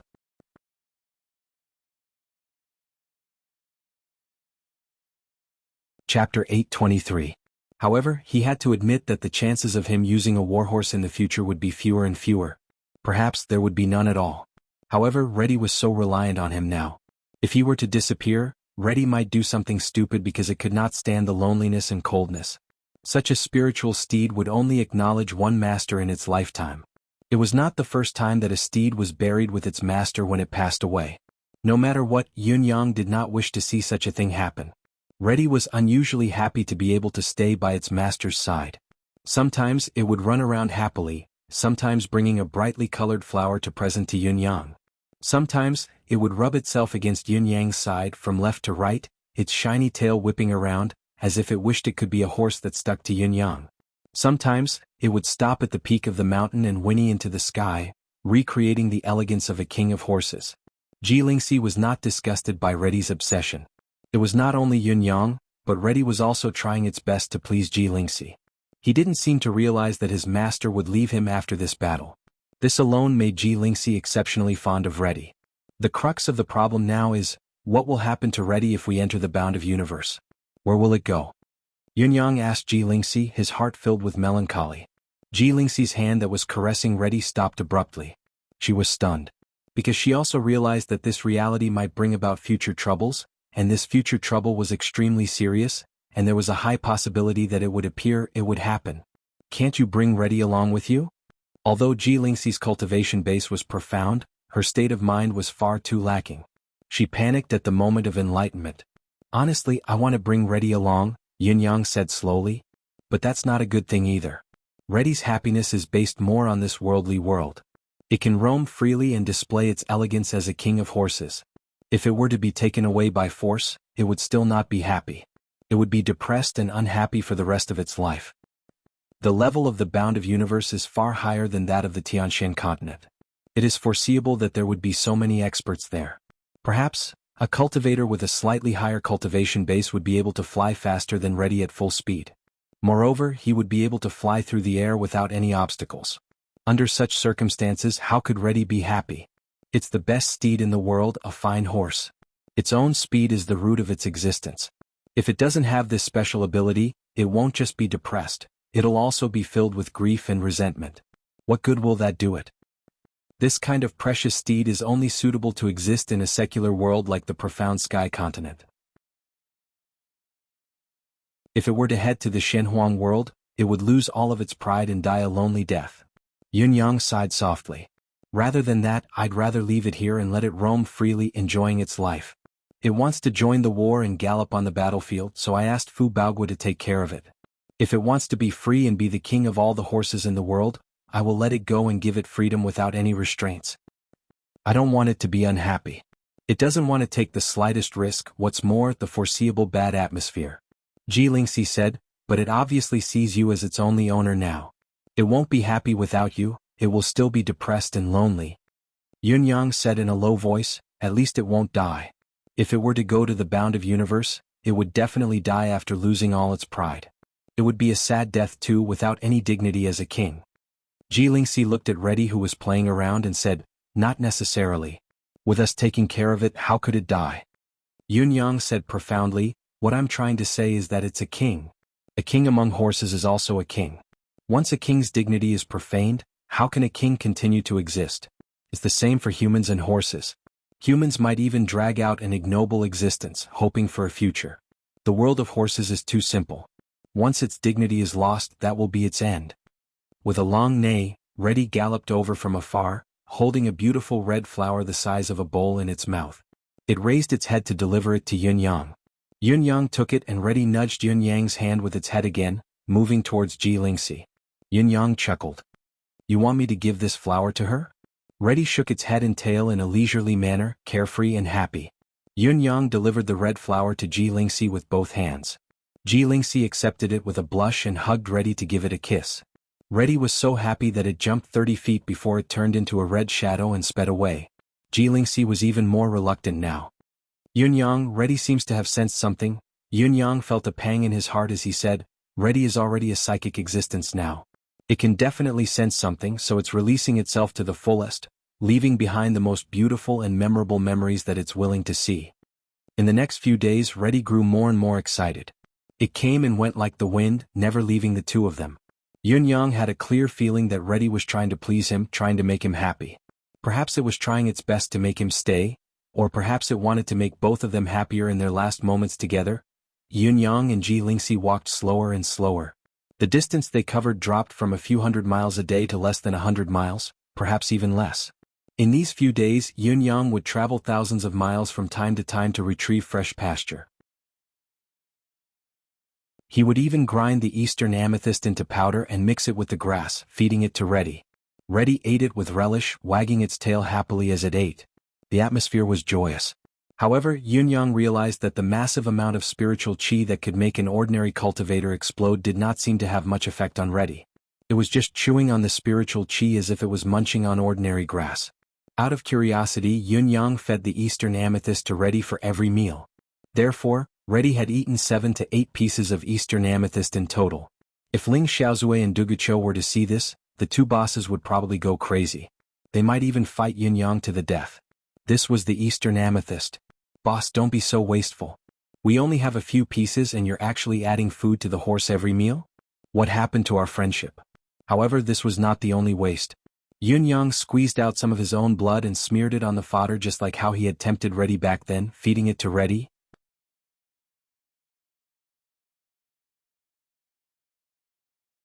Chapter 8:24. However, this morning when Yun Yang fed Reddy the grass that he had prepared, Reddy munched on it, looking like it was the day before. However, Yun Yang was acutely aware that 2 drops of tears were slowly forming in Reddy's eyes. Although it was slow, it finally landed on the grass with a plop. It was swallowed by Reddy immediately. If Yun Yang had been careless, he would have missed it. Yun Yang felt his heart tremble violently. At that moment, an inexplicable sourness and loss grew within him. It was hard to suppress and impossible to calm down. Yun Yang straightened up abruptly, looking at the Tianshan cliff that could be vaguely seen from afar. For a moment he felt a surge of emotions that he could not describe. It was an indescribable feeling that was surging within him. After Reddy finished eating the fodder, it, who had always been cheerful these days, suddenly felt a little tired. The horse rubbed its head against Yun Yang for a long time, not letting him leave. It even placed its head in Yun Yang's embrace. Just like that, it allowed Yun Yang to hug it and fell asleep peacefully. Yun Yang hugged Reddy, his expression solemn. Ji Lingxi leaned against Yun Yang's side considerately, leaning against Reddy as well, resting quietly together. At that moment, the two humans and the horse seemed to have become one. Under the morning sun, they seemed to be dyed with a layer of golden radiance, extremely dazzling. On this day, Yun Yang and Ji Lingxi did not move a single step, staying on the peak for the entire day. When dusk covered the earth, Hong Hong finally woke up. Standing up with a flip, it shook the mane on its body and neighed towards the sky. The momentum of this long hiss was earth-shattering. There was an indescribable drawn-out aura, and the mane all over its body seemed to be on fire. It lowered its head and rubbed itself against Yun Yang's leg, his hand, his chest, and even his head intimately, just like how it used to do in the past. Then it whined softly and rubbed itself against Ji Lingxi's body as well. Then it began to look for grass by the side, its tail swishing as if nothing had happened. Ji Lingxi asked, "When are we leaving?" Yun Yang answered quietly, "Tomorrow morning?" That night, Yun Yang took out a lot of ingredients from his space and both of them worked together to prepare a sumptuous banquet. He even took out a pot of wine and drank with them. To everyone's surprise, Hong Hong also drank 3 big bowls. It was so happy that it raised its head to the sky and let out a long neigh that shook the valley. It was late at night. Yun Yang and Ji Lingxi seemed to have fallen asleep. Hong Hong, who was lying on the side, quietly stood up. Its eyes glowed crimson in the darkness, staring longingly at Yun Yang's face. Cautiously, it stuck out its tongue and licked the corner of Yun Yang's clothes. It then took 2 steps back and stared at Yun Yang's face for a long time without moving. Her big round eyes were gradually filled with tears and finally they fell one by one in a string. After a moment, it turned around slowly as if it was afraid of startling Yun Yang. It retreated about 70 to 80 feet away quietly and with a sudden turn, leaped into the darkness, leaving swiftly and soundlessly. In the blink of an eye, it had already gone to a peak several miles away. It was the tallest peak in the area, much higher than the peak where Yun Yang and Ji Lingxi were. Hong Hong stood tall on the peak like a torch, its head held high and its chest puffed out. It turned its head abruptly, still looking longingly at the direction where Yun Yang and Ji Lingxi were resting. It did not move for a long time. The night wind was chilly. Hong Hong's mane danced wildly in the wind, but it did not move at all, as if it had turned into a beautiful statue. After an unknown amount of time, Hong Hong finally turned its head slowly and retracted its longing gaze. It lowered its head and whimpered softly. Its hooves stomped restlessly on the mountain top, as if it was hesitating. It really wanted to run back to its most favorite, warmest master, and relive the tenderness and unwillingness to part with him, the longing that was hard to part with. In spite of this, its tears did not return even after they had flowed to the bottom of its feet. Then it finally turned and left. This time, like a bolt of red lightning, it headed straight for the dense forest and did not look back. Early in the morning, Ji Lingxi woke up from her dream. She opened her eyes in a daze and realized that she was leaning against Yun Yang, her head resting on his shoulder. She could not help feeling shy and sat up quickly. Looking around, she realized that something seemed to be missing. It was only after some time that Ji Lingxi reacted. Her eyes darted around and she murmured, "Where's Hong Hong? Has it gone out to look for food?" Yun Yang's deep voice was tinged with an indescribable emotion as he said, "Hong Hong has left." Left? Ji Lingxi stood up with a swoosh and cried out involuntarily, "Why has it left?" Yun Yang closed his eyes and said, "Hong Hong is a spiritual plant of creation. We didn't even think of bringing it along when we left this time, but it chased us all the way from Tiantang City to here as a horse. We've known each other for a long time now, there's no need to express it in words. Actually, I knew then that Hong Hong had sensed that I was about to leave and that it would be difficult for us to meet again. That's why it chased after me without a care in the world, wanting to bid farewell to me. Along the way it tried its best to be obedient, circling around us. No matter what I gave it, it ate it. Whether it liked it or not, it ate with all its might." Yun Yang's eyes were closed, his voice was flat and without a hint of emotion. In spite of this, Ji Lingxi could sensitively feel that Yun Yang's heart was surging with waves of emotions. What it wants is nothing more than a happy time together at the end. Now we're almost at Tianshan Cliff. It knew that it couldn't follow us anymore, so it left quietly in the middle of the night last night. Yun Yang closed his eyes in a melancholy manner. What lingered before his eyes was the sight of Hong Hong standing on a faraway peak and looking back at him. The bitterness in his heart was indescribable. "Goodbye, Hong Hong. I'll miss you." Yun Yang heaved a long sigh, feeling a boundless melancholy. "I only wish for you to be happy, free and unrestrained. When I return to Tianshan, I'll look for you at once, feed you, gallop with you and be filled with endless joy." In front of Tianshan Cliff, Yun Yang came fluttering in his purple robe while Ji Lingxi, who was dressed in white, had finally arrived. As the two of them walked, it was as if they were a match made in heaven. The man was handsome, elegant, while the woman was an outstanding beauty, graceful and graceful. However, when they arrived near Tianshan Cliff, Yun Yang's expression changed abruptly. His deific consciousness had sent him a very serious question. Why is Fu Baogua's Eastern Border Army here? Judging by the scale, he's obviously mobilized the entire eastern border. What's he trying to do? Looking at the densely packed military camps in front of him and the flags fluttering in the air, Yun Yang was overwhelmed with shock. As requested by the chief of Sea Soul Clothes, I'm recommending a book, The Shallow and Lao's Each Continuing the Flame. It will be available on the 1st of August. I hope that brothers and sisters who are capable will subscribe.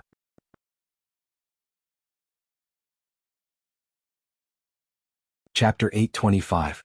Yin Yang was dumbfounded. What was going on? What was going on? What was the Eastern Border Army doing here? Both of them approached swiftly. "Greetings, Lord Supreme Cloud." The sentinel kneeled down to pay his respects with eyes filled with fervor, his voice loud enough to tear through the clouds. The entire base was plunged into an unprecedented commotion after this announcement. Then a deafening horn sounded. The general's assembly drums sounded as well. Within moments, Fu Baogua had led more than 400 military officers of various ranks and swarmed over. Arriving at the camp gate, these 400 men turned around and knelt in unison. "This lowly general, Fu Baogua, has led 400 men of the eastern border to pay our respects to Lord Supreme Cloud. May Lord Supreme Cloud prosper and vanquish all those who dare." "Brothers, please rise," Yun Yang said hurriedly. "Our brothers have shed blood on the battlefield and fought hundreds of battles for Yutong. How can I be worthy of such a grand greeting from you brothers? Please don't kill me. Rise quickly, all of you rise." "It's just that. Marshal Fu, what are all of you up to? Why are all of you here? Are you giving up on the eastern border and the Fortress of Resilience?" Yun Yang asked in an odd tone. Fu Baogua laughed and said, "Don't worry, Lord Supreme Cloud. We've come to Tianshan Cliff under His Majesty's order. His Majesty has given a death order. Even if all 400,000 men of the eastern border die here, Lord Supreme Cloud is not allowed to meet with any mishap. We must protect Lord Supreme Cloud." Yun Yang was shaken. "Is this true?" Fu Baogua replied, "How can it not be true? Otherwise, this lowly general wouldn't have dared to act on his own. Of course, before I left, I've laid down a strategy to guard the place. Even if Dongxian were to invade, it's impossible for them to breach the Fortress of Resilience in a short amount of time. Besides, Dongxian has just been defeated and Yutang has the power to unify Tianxian. Dongxian probably won't dare act recklessly." Yun Yang heaved a deep sigh. "I'm grateful for His Majesty's hospitality, but there's no need for this. Marshal Fu, this duel with the Four Seasons Tower is within the martial world's grudge. There are countless hidden reasons within. I'm not saying that all of you can't help me here, but it's not necessary." Fu Baogua replied, "The imperial edict has been issued, this lowly general dare not defy it. Please do not make things difficult for this subordinate, Lord Supreme Cloud." What a beautiful way to put it. I'm carrying the imperial edict. If you don't let me help you, you're asking me to defy the edict and die. How could you do this? Even if you're Supreme Cloud, you can't do this. Yun Yang could not help falling silent, knowing the truth behind the other party's words. Looking at the fanatical and determined expressions of the people around him, how could he not know that it was useless to persuade them? A surge of warmth flowed from the bottom of his heart, his emotions surging. It was beyond Yun Yang's expectations that the emperor would issue such an order. 400,000 soldiers were guarding Yutang's gateway, the Fortress of Resilience. The position was of utmost importance, but the emperor had actually given such a resolute order? He would rather give up the gateway and put the empire at risk to protect himself. Strictly speaking, this was actually a random order. However, the Eastern Line's defenders just happened to accept the order and came over happily. They all displayed a will that didn't care about death. It couldn't be said that this was not absurd. In spite of this, when it came to Yutang's god, the Nine Supremes think tank, Supreme Cloud, Yun Yang, it was a win-win situation. Since the emperor has decreed so, Yun Yang shall not make things difficult for Marshal Fu. However, I still have a request. Lord Supreme Cloud, please speak. I will do my best. In order to avoid any accidental injuries during the battle, General Fu, please give the order for all the troops to retreat 20 li according to the original formation. After the battle breaks out, if there are any major movements, retreat at least another 20 li at the right time. Fu Baogua thought about it and said, "Sure. Baogua will definitely wait for the right opportunity. I won't sacrifice myself for nothing." "Thank you very much, Marshal Fu. Lord Supreme Cloud, please take care. You are Yutang's sky." Following Fu Baogua's military order, Yutang's eastern frontline army retreated in unison. There was not a hint of chaos in their movements. Amidst their movements, they roared in unison, "Lord Supreme Cloud will win. Lord Supreme Cloud will win." Hundreds of thousands of people cheered in unison, their voices surging into the sky and tearing the clouds apart. The sky changed color as the wind blew and the clouds surged. Yun Yang strolled leisurely into the mountain gate of Mount Tianxian, stepping onto the winding path that had appeared countless times in his dreams. Even the moss on the rocks was so familiar to his eyes. Yun Yang plucked a stalk of grass from the side of the road and placed it before his eyes. There were faint red patterns on the stalk of grass, as if the blood of his brothers that day had not completely dissipated but had merged into the grass and trees of this mountain. "I'm here?" Yun Yang said softly, "This grudge has been going on for almost 3 years. Brothers, are you all impatient from waiting?" A faint voice rang out slowly, "Are your brothers impatient from waiting for Lord Supreme Cloud to descend to the underworld to ask them personally? But we are indeed impatient from waiting." Yun Yang lifted his head to look at a silhouette floating among the clouds and said with a smile, "Perhaps all of you are tired of living? Can I understand it this way?" The silhouette in the clouds smiled faintly and said, "Who was the one who set this challenge and who was tired of living? Everyone knows it very well. Different people have different opinions, that's all." Yun Yang laughed and said in a chilling tone, "Where's Mr. Nian? Is he here?" The person in the clouds smiled faintly. "Today's battle is crucial. Of course the leader is here. He will fulfill Lord Supreme Cloud's last wish." Yun Yang's voice spread slowly and uncontrollably. "Mr. Nian, why don't we have a talk before the final battle? I believe that you have a lot of questions in your heart as well. I'm not the only one, there are many things that I don't understand as well. I want to clarify everything. A moment later, an elegant voice that was tinged with a hint of a smile rang out from the top of the mountain. Of course I dare not ask. Since Lord Supreme Cloud is in the mood, I shall accompany you. Why don't we have a talk at the top of the mountain? The elegant voice paused and continued, there's another residence of 9 Supremes at the top of this mountain. I believe Lord Supreme Cloud won't forget about it. Let's talk there and let the spirits of the 9 Supremes hear the whole story. This way, be it the realm of the living or the realm of the dead, everyone can understand the truth. They can leave with no regrets and stay with no doubts. Isn't that great? Yun Yang's eyes glinted with deep hatred as he said, very well. I have the same intention. It's a deal. Once he finished speaking, he ascended the stairs in a leisurely manner. Ji Lingxi, who was by Yun Yang's side, had already mustered her lifetime's cultivation base. A vast aura that was strong enough to look down on the world echoed in the forest. With her current formidable cultivation base and thick deific consciousness, she had long sensed that there were more than 20 superb experts lying in ambush on this small mountain top. Each of them was at a similar level to Ling Xiaozui and Dugucho. Such a lineup was simply terrifying. What kind of people were Yun Yang's enemies? Why were they so strong? Chapter 826. You don't have to be so careful.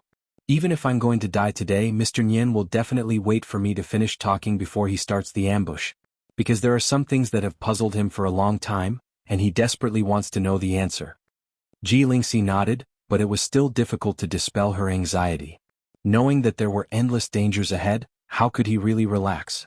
How big of a heart did he have to have? As she ascended the mountain step by step, an indescribable sense of oppression seemed to have been built in the air for a long time. It made him feel inexplicably uncomfortable. This is the spirit restraining array. Yun Yang explained with interest as he walked, this is the Four Seasons Tower's usual tactic. Back then, they used the spirit restraining array to seal off our ability to transform to the greatest extent, so we could only use our physical strength to fight them. That was also the reason for our tragedy. Yun Yang's voice was unusually calm as he spoke plainly, without the slightest hint of emotion. Ji Lingxi asked worriedly, huh? Then can you still? Yun Yang smiled and said, it doesn't matter whether I can or not. I'm no longer the person I used to be. They can't do anything to me. Both sides scoffed at the same time, obviously disdainful of what Yun Yang had said. Yun Yang ignored the jeers and continued to ascend the mountain slowly, as steady as ever. In spite of this, the murderous intent and malicious intent from both sides came crashing in waves. It was obvious that the Four Seasons Tower's experts wanted to use this opportunity to frustrate Yun Yang. They wanted Yun Yang to lose his edge before meeting Mr. Nian. However, Yun Yang was unperturbed, ignoring it as if he did not see it. Along the way he acted like he was on a sightseeing tour. He climbed up the mountain at the speed of an ordinary person, leisurely and carefree. The Temple of 9 Supremes. Yun Yang suddenly realized that the 9 statues that had been destroyed in the previous battle had been reconstructed, looking just like before. A total of 9 statues stood majestically and solemnly in the Temple of 9 Supremes. It was the image of 9 masked men in black. Ji Lingxi lifted her head and focused her gaze on the last 2 statues. Behind each of the 2 masked statues was a cloud that seemed to be flying rapidly. It was the image of wind and cloud. Their masters were naturally supreme wind and cloud. In the main hall, a tea table had already been set up. There was only a man in cyan sitting peacefully in the seat with his head lowered, concentrating on brewing tea. The fragrance of tea wafted into the air, and the way this man brewed tea was as smooth as flowing water. The whole process was extremely natural, making the spectators feel extremely comfortable. It was as if just watching him brew tea was already a great visual pleasure. Yun Yang smiled and said, this Mr. Nian can't be a fake anymore, can he? His true body has descended? The man in green lifted his head and said with a smile, Lord Supreme Cloud has met me personally. Why should this reputed one conceal myself and make a fool out of myself? This person's appearance was thin, his hair was slightly gray, and there seemed to be countless clouds flashing through his eyes. He looked like he was floating in the air, and his temperament was extraordinary. Looking at him, one could not help but have a good impression of him. He was indeed a good face. This face was very familiar. Yun Yang nodded and said, as I expected, Feng Xianga. Mr. Nian smiled. Lord Supreme Cloud's foresight is miraculous. You've never let down the title of Supreme Wit. Naturally you won't be wrong. That's right, the god of wine, Feng Xiang'a, is the identity I used most often when I roamed the martial world in the past. He smiled amiably.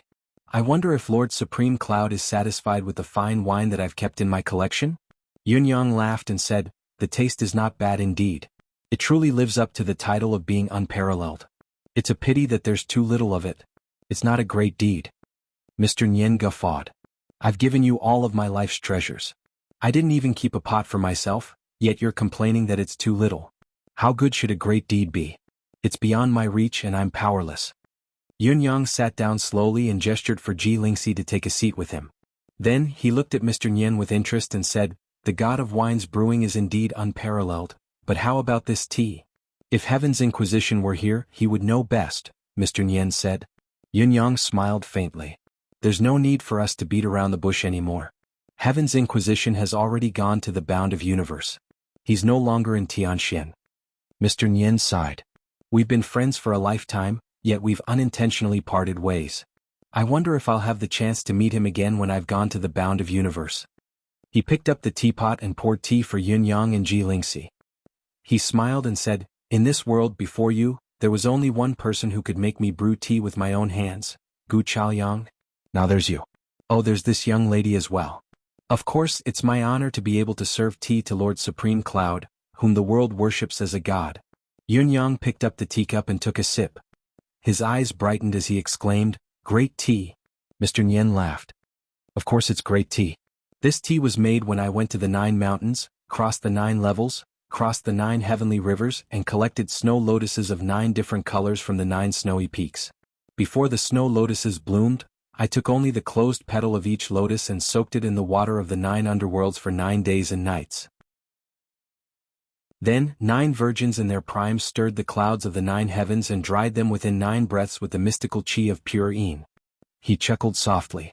I dare say that I'm the only one in this world who has this tea, and it only costs 9 taels and 9 copper coins.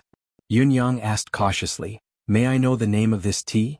Mr. Nyen smiled and said, this tea is called Tea of 9 Supremes. Yunyang clapped his hands and laughed. Good name. The tea is good, but the name is even better. Mr. Nyen squinted his eyes and said, indeed, the name is better. Every time I drink this tea, I treasure it very much, not daring to miss a single drop. When I taste the tea, it's like I'm savoring the process of mixing the 9 Supremes into this cup of tea and drinking it. I like this feeling from the bottom of my heart. Yunyang smiled and said, is that so? It's a pity that I have a completely different understanding. Mr. Nyen said, oh? Please enlighten me, Lord Supreme Cloud. Yunyang said, my understanding is very simple. The so-called 4 Seasons Tower, the so-called Mr. Nyen, have put in so much effort to create this exquisite tea, yet they insist on calling it 9 Supremes. This makes me feel that Mr. Nyen seems to be the tea farmer of the 9 Supremes. To please the master, you're willing to go to any lengths. You live up to your name. Mr. Nyen stared at Yunyang. After a long while, he smiled faintly and said, every time I drink this tea, I'm very careful with the amount of tea I drink, because I'm afraid that I'll never be able to taste it again if I finish it. Since a year ago, I've stopped drinking this tea. This is because there's only 1 steeping left. I want to keep this steeping and drink it with the 9 Supremes. Only then will I not let this tea down. Chapter 827. It's already too many for the 9 Supremes to drink the 9 Supremes tea once, so there's really no need for the tea farmer to exist anymore. Since the tea farmer is destined to cease to exist, no one can make the 9 Supremes tea anymore. Is this what you mean, sir? He sighed with melancholy. Speaking of which, this tea farmer has really put in a lot of effort. Years of hard work has been consumed in a single gulp, and it's no longer of use. It's really hopeless. I can't help but think of the servants of a wealthy family. They've spent so much effort to flatter their master, but they're not pleased. It's a tragedy to live to this point. Mr. Nyen shook his head with a smile. I've tested you. I can't anger you. Likewise. I'm sincerely impressed by your strong composure, Mr. Nyen, said Yunyang. If so, let's get straight to the point. I've been beating around the bush too much in this life. I prefer to be straightforward instead. I've never liked to beat around the bush, said Yunyang. Ji Lingxi was dumbfounded as she listened. Both of you have been beating around the bush, scolding each other until your mouths are dry, and I'm confused, but now you're saying in unison that you don't like to beat around the bush? I'm impressed by the thickness of your skin. If you're so thick-skinned, you might as well go straight to heaven. The aroma of tea wafted in the air. Both of them sat facing each other from afar, a faint smile on their faces, their demeanor relaxed and dignified. If Ji Lingxi did not know that there was an unresolvable blood feud between them, she would have thought that they were actually a pair of best friends who were leisurely chatting over tea. The Four Seasons Tower is detached from worldly affairs. For thousands of years, it's been known as the top in the world, peerless. Yunyang said, in fact, before the last time at Tianshan Cliff, us 9 Supremes brothers had heard of the Four Seasons Tower. We even respected and admired it. At least, compared to the so-called school of Kismet State, it was a far cry. To us at that time, the Four Seasons Tower's renowned and domineering Tianquan's martial power was our dream. Yunyang sighed softly. But, we never expected it. It was actually the Four Seasons Tower who had set up a death trap for us. Even until now, when I've dug out almost everyone in the Four Seasons Tower, I still don't know what the reason is that has caused our stance to be so firm and resolute. He raised his head to look at Mr. Nian and asked with a smile, I wonder if Mr. Nian can clear up my doubts? Mr. Nian's expression did not change. He gently blew at the foam on his tea and said, Do you have any other questions, Lord Supreme Cloud? Why don't you ask them all at once? I will do my best to answer them. Of course there are. When I escaped death that day, I started to take revenge. Ever since I took my revenge, I felt that I had to be careful with every step I took. Every time I thought about it, I was careful and meticulous. When I finally found the Four Seasons Tower's men from the Sea of People, I was also worried that the Four Seasons Tower's retaliation would come at any time while I was happy and proud. However, I have yet to see the Four Seasons Tower's Supreme Lord Springfrost taking his revenge in the truest sense. Although the Four Seasons Tower has sent out a lot of men from the lowest to the highest ranks in the process of my targeting of the Four Seasons Tower's forces, the Four Seasons Tower has sent out a lot of manpower. When it comes to being a threat to me, it's completely out of the question. It's also because of this that the doubts in my heart grew. Yunyang said, later on, I had a feeling that other than those people who were captured by me in the beginning, those who came to the 5 venerable lords were actually released by the Four Seasons Tower's higher-ups for me to kill. This feeling was even more obvious when it came to the civil and martial ministers. As for Xia, Qiu and Dong, it could be said that they had given me the name list directly. Although it was faked by Wu Ying, it was still illogical. The Four Seasons Tower has been renowned in Tianxian for countless years. How could they have overlooked this? May I ask why? Yunyang asked faintly. Mr. Nian smiled faintly as he poured tea, not saying a word. First, you sowed an eternal grudge with us, the 9 Supremes, and then you sent the Four Seasons Tower's men from the lowest to the highest, to my blade so that I could eliminate them one by one. Such self-destruction is baffling. Yunyang said, I believe that you're not out of your mind. You must have some other important purpose. However, what I'm most helpless about now is that even though I know that you have an important purpose, I still can't let go of the people you've sent to me. I can only kill them one by one.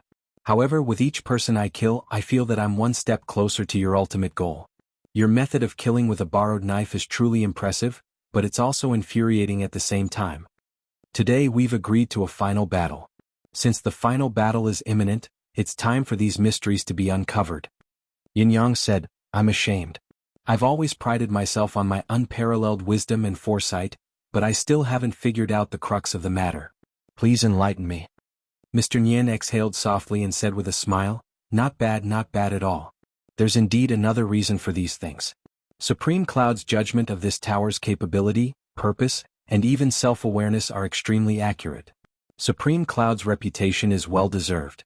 The fundamental reason is beyond the realm of common sense. It's reasonable that Lord Supreme Cloud can't think of it and can't figure it out. It's expected. He looked at Yunyang with a smile. Other than that, is there anything else you'd like to ask?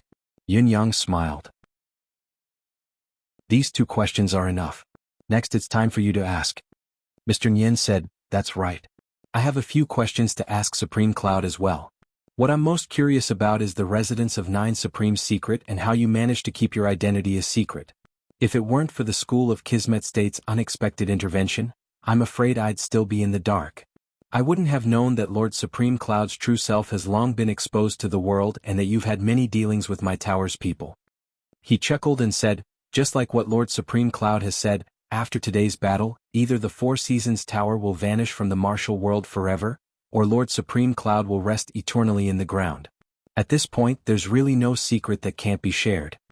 Yunyang said, I'd like to hear the details. Mr. Nian smiled.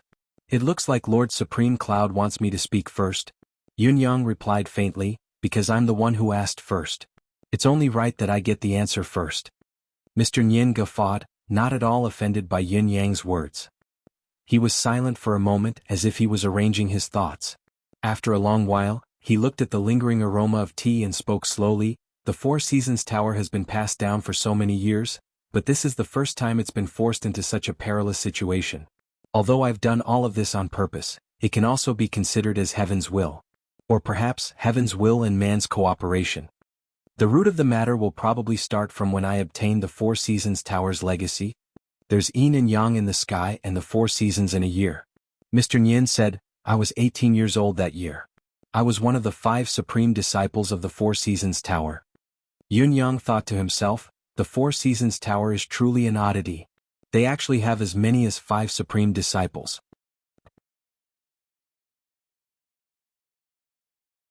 Chapter 828. Mr. Nian's expression was tinged with nostalgia. There's no need to think too much about it. One of the 5 leading disciples would definitely inherit Mr. Nian's position, but the other 4 would also enjoy glory and power. There wouldn't be too many grudges. This is the Four Seasons Tower's tradition. Back then, my master was already close to 3,000 years old. He was already at the end of his rope and could pass away at any time. He gave us a task and asked us to do it. Those who could do it would be the next leader of the Four Seasons Tower, while the 4 who couldn't were spring, summer, autumn, and winter. This was the structure of the Four Seasons Tower's highest level. You should be able to relate it now.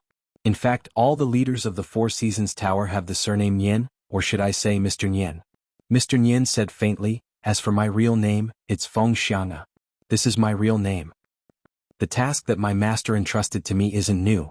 It's the unchanging ultimate goal that the Four Seasons Tower has been searching for, the location of God's gate. Mr. Nian chuckled bitterly. I believe that Lord Supreme Cloud has learned about God's bone from the 3 venerable ones. However, there's still a great secret about God's grave.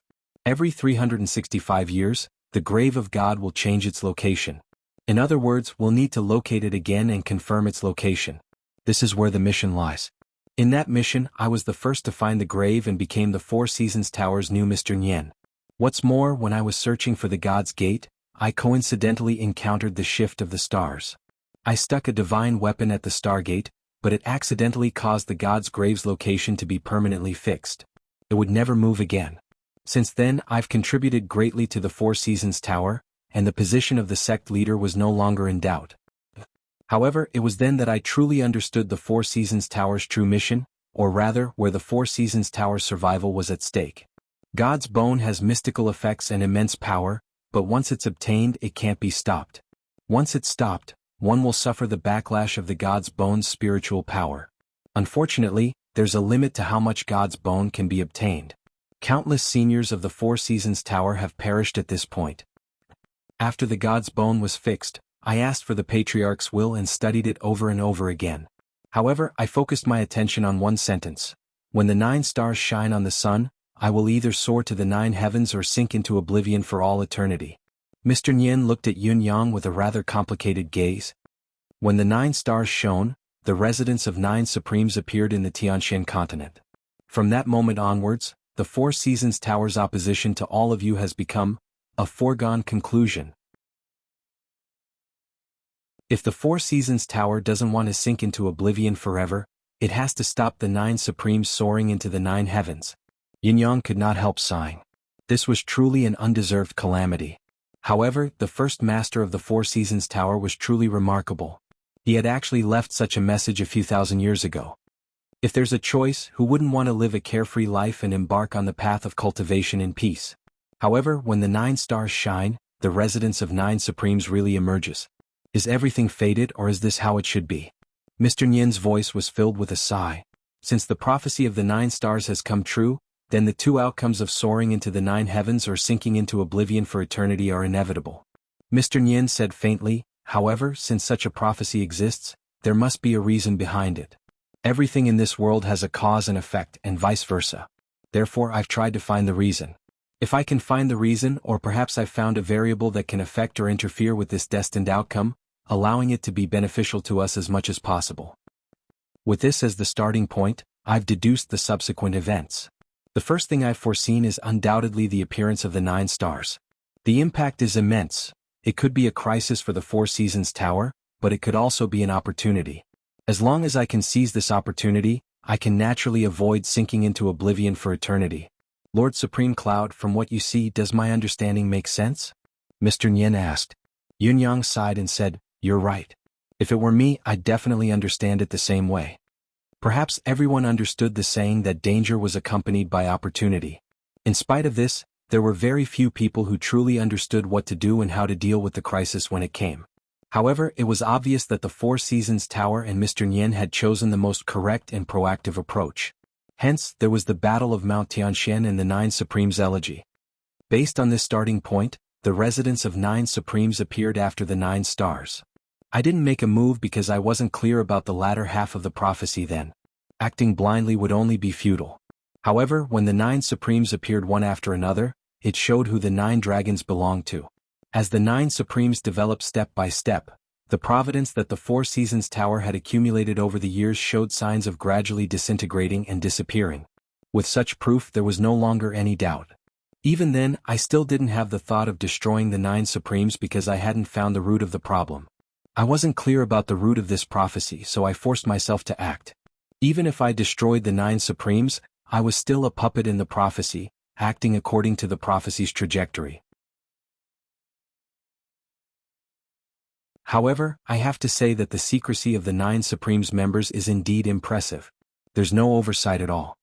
Mr. Nyen sighed. Even I couldn't find out the identity of the 9 Supremes even after exhausting all my means. I couldn't even get a hold of the 9 Supremes' basic movements. The 9 Supremes have contributed greatly to Yutong.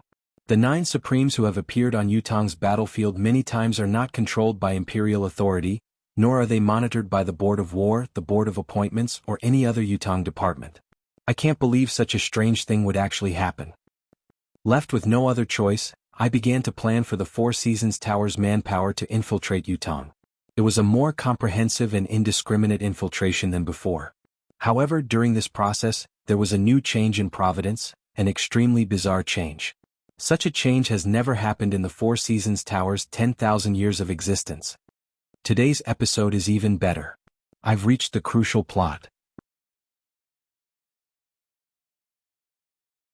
Chapter 829. At this point, Mr. Nyen could not help but sigh.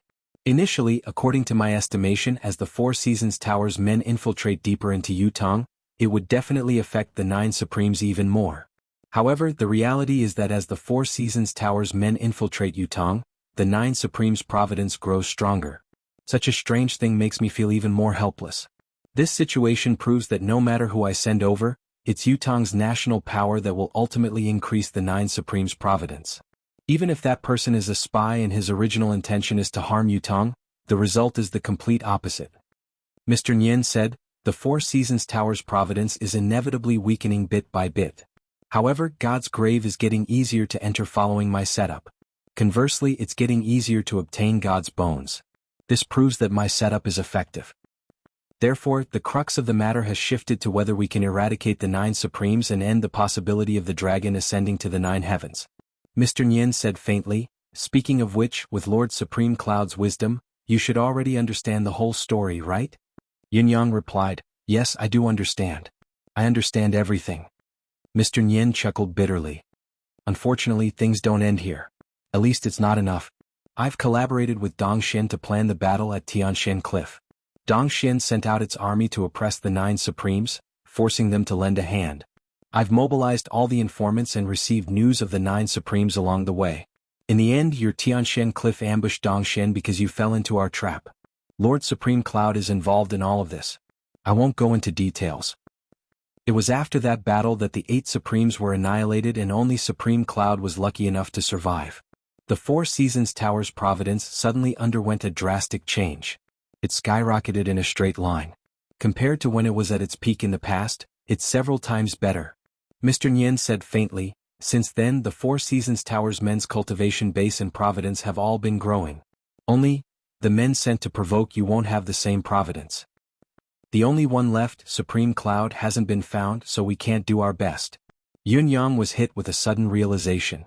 So, the reason why you keep exposing these people is so that I can help you get rid of these people so that their providence can return to the Four Seasons Tower and prevent your own providence from leaking away? Of course that's not all. My bigger plan is to follow the clues and find out who this Supreme Cloud who has been in hiding for a long time is, once and for all. It's too bad that Lord Supreme Cloud is too cautious. On the contrary, after these people's karmic luck returns, the others in the tower will benefit even more. It was especially useful for nourishing the godly bones. Through the circulation of the power of providence, the godly bones could fuse with the human body to a greater extent. I've come to a conclusion. As long as there's a sufficient amount of providence, even if it's all 12 gods' bones, they'll all be transferred to the Four Seasons Tower one day. Yun Yang frowned and said, I don't understand. It's not that I don't understand what you're saying, but it's hard to make sense of it. Mr. Nyen chuckled humorlessly. I don't understand this either. Those who died were the Four Seasons Tower's men. Why is it that after they went to Yutong, even if they were disloyal, even if they were traitors, even if they brought calamity to the nation and the people, would they still be integrated into Yutong's providence? Or is it that after these people were tainted by the providence over there, the providence could still return to the Four Seasons Tower after their deaths and still have such an effect? This is even more incomprehensible to me. Mr. Nyen said in a low voice, in the end, I attributed it to the residence of Nine Supremes' marvelous mystery. Perhaps, this is an opportunity or an evolution of opportunity. Yun Yang exhaled softly and murmured, the Four Seasons Tower is against us for this reason. Now, I finally understand everything. Mr. Nyen smiled. You still only understand half of it. As for the other half, if you win today's battle and enter God's grave, you'll naturally know. However, if you lose, there's nothing more to say.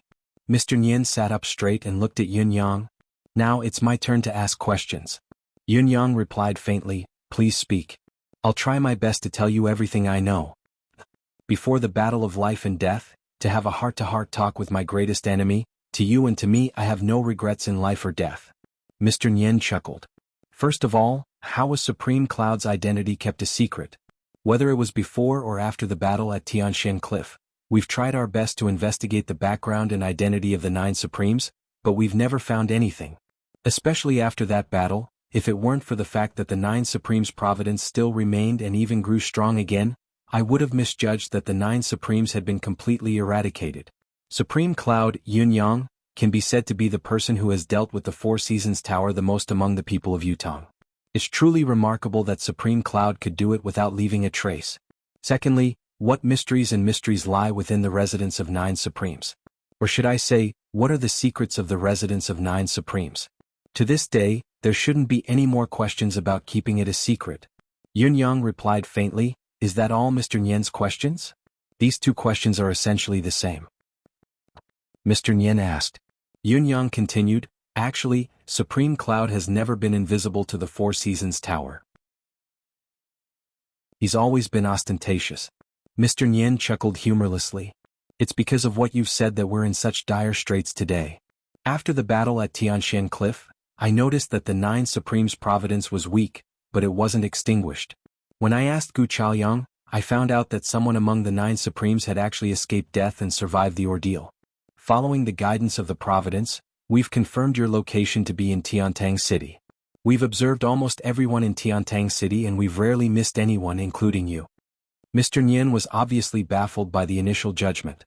He paused for a moment before continuing, in fact you, young Master Yun, who has a reputation in Tiantang City but an extremely shallow cultivation base, were among the first batch to be eliminated. Yun Yang coughed, not knowing whether to laugh or cry at Mr. Nyen's words. He had never expected himself to be among the first batch of suspects to be eliminated from the Four Seasons Tower's intelligence system. How did such a divine logic come about? Having a bad reputation and being a popinjay was not the best way to conceal one's identity. This was no longer a mistake of being blind under the lamp. The Four Seasons Tower has indeed made a huge misjudgment in this matter. Mr. Nyen sighed. If it wasn't so, you wouldn't have been able to turn things around so easily. Perhaps this whole thing would have ended a long time ago, turning into a completely different situation.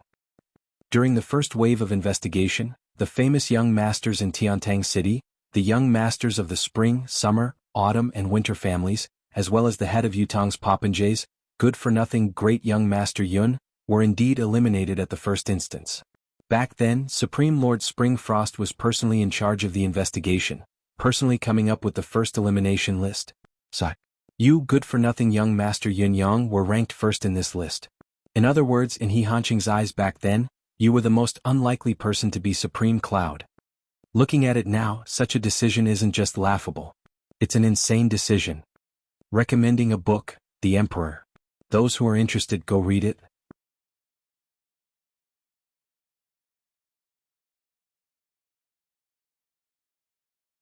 Chapter 830. Even with Mr. Nian's composure, he could not help feeling a pang in his heart when he spoke of this. Back then, He Hanqing thought that the 9 Supremes must be the kind of people who kept a low profile.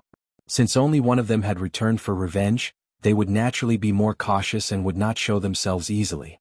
Therefore, those who were ostentatious and domineering on the surface should not be part of the investigation, especially great young Master Yun, who had the famous nickname of Good for Nothing. As the saying goes, a person's name is often wrong, but his nickname will never be wrong. Even I, the esteemed one, agree with this saying. This is human nature after all, and it's completely understandable. However, never would I have thought that it was this tiny bit of negligence, this tiny bit of assumption, that caused the Four Seasons Tower to commit the greatest mistake. Mr. Nian shook his head and smiled bitterly. Yin Yang smiled faintly as well. There was an inexplicable coldness in his smile. Thinking back to that time, most of the other 9 Supremes' brothers' identities had indeed been low-key. Only he and 8th brother had done the exact opposite, hiding in the imperial court and shielding themselves from the public's eyes and ears. He did not expect that it was this that had saved his life. Good for nothing. It was such a distant nickname. He did not expect that the aftereffect of the battle that day would be a protective talisman that he was unaware of. This should be an unfunny joke. However, this joke is unusually fatal. With this mistake as the beginning, the second and third investigations were all done to eliminate you guys first, then work on the others. Yun Yang did not know whether to laugh or cry. Come to think of it, this should be the case. After the first investigation, who would work on those who had been eliminated and confirmed to be not the 9 Supremes? This was something that no one would do. Unless they had done it countless times and confirmed that this method could not be found, only then would they turn around and revise the direction. However, He Hanqing obviously did not wait for this moment. Later on, there were people who suggested a new investigation. When the venerable lords came into contact with you, they could clearly feel that you were different from the others. You were unusually active and your ability grew at an alarming rate. However, your relationship with Ling Xiaozue was revealed. Yin Yang sighed. There was a bitter smile on Mr. Nian's face. The appearance of Ling Xiaozue, the ultimate weapon, is the best chance to pull you, Supreme Cloud, out of the picture. It's just one of the reasons why I'm hesitant to provoke Ling Xiaozue, the unrivaled expert. After all, when the Four Seasons Tower's survival is at stake, a strong enemy like Ling Xiaozue would naturally be unwilling to provoke him. On the other hand, you credited Ling Xiaozue for the huge improvement in your cultivation base. After all, with Ling Xiaozue's ability, it wouldn't be strange for your ability to improve tremendously in a short amount of time if he were to be close to you. On the contrary, it's only natural.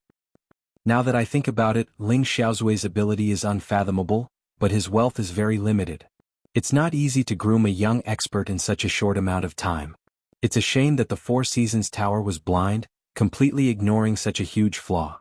Instead, they found excuses for all of you and let it go, coming to such a logical conclusion.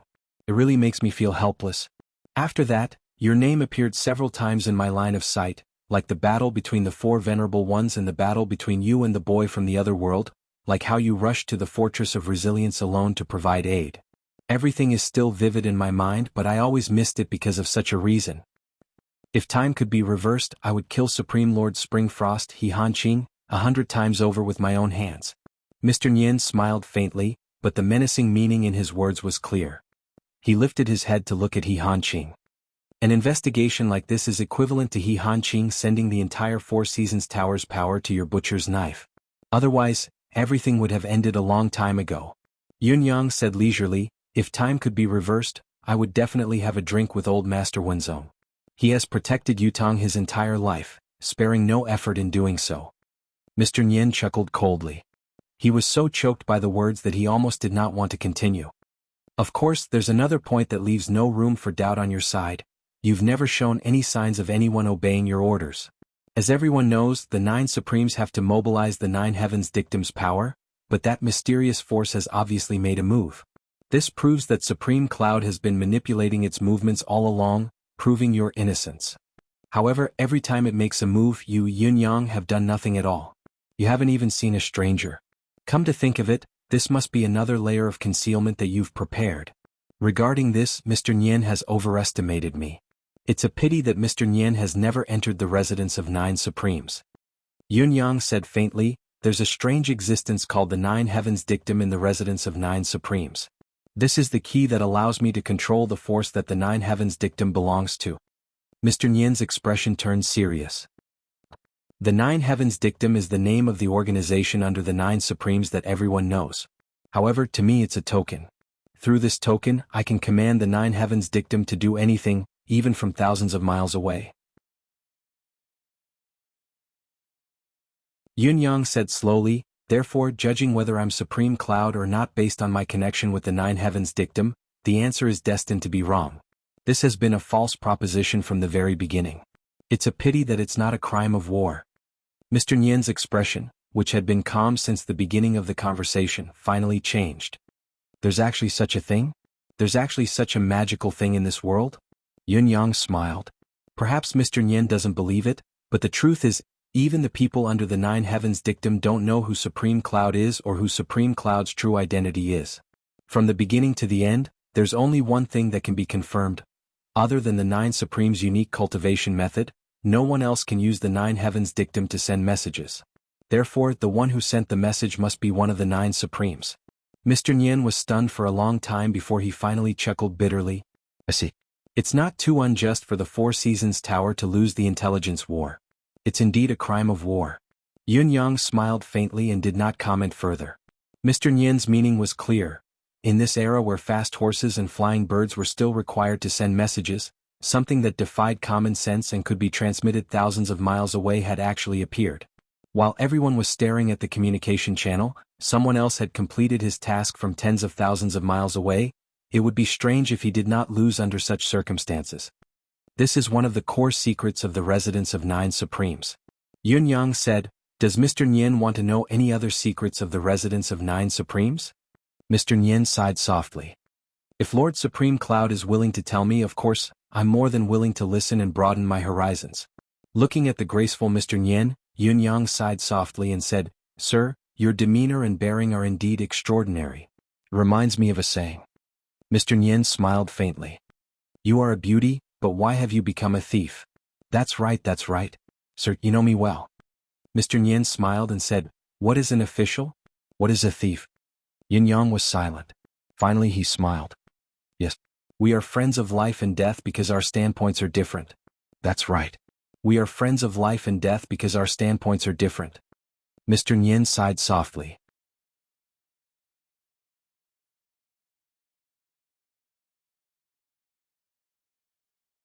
Chapter 831. Lord Supreme Cloud's explanation has enlightened me, but it's this friendship of life and death that has won me over. Mr. Nian smiled. Since we're friends of life and death, we should fight to the death today to end this battle of destiny. If so, why don't you tell me more about the residence of 9 Supreme secrets, Lord Supreme Cloud? I've lived my entire life and I've seen many things, but this is the first time I've encountered something so strange. Yunyang flashed a mocking smile and said, the secret of the residence of 9 Supremes belongs only to the 9 Supremes. To put it more bluntly, I've mentioned the truth just now. Only the unique cultivation method of the 9 Supremes can activate the secret hidden in the residence of 9 Supremes.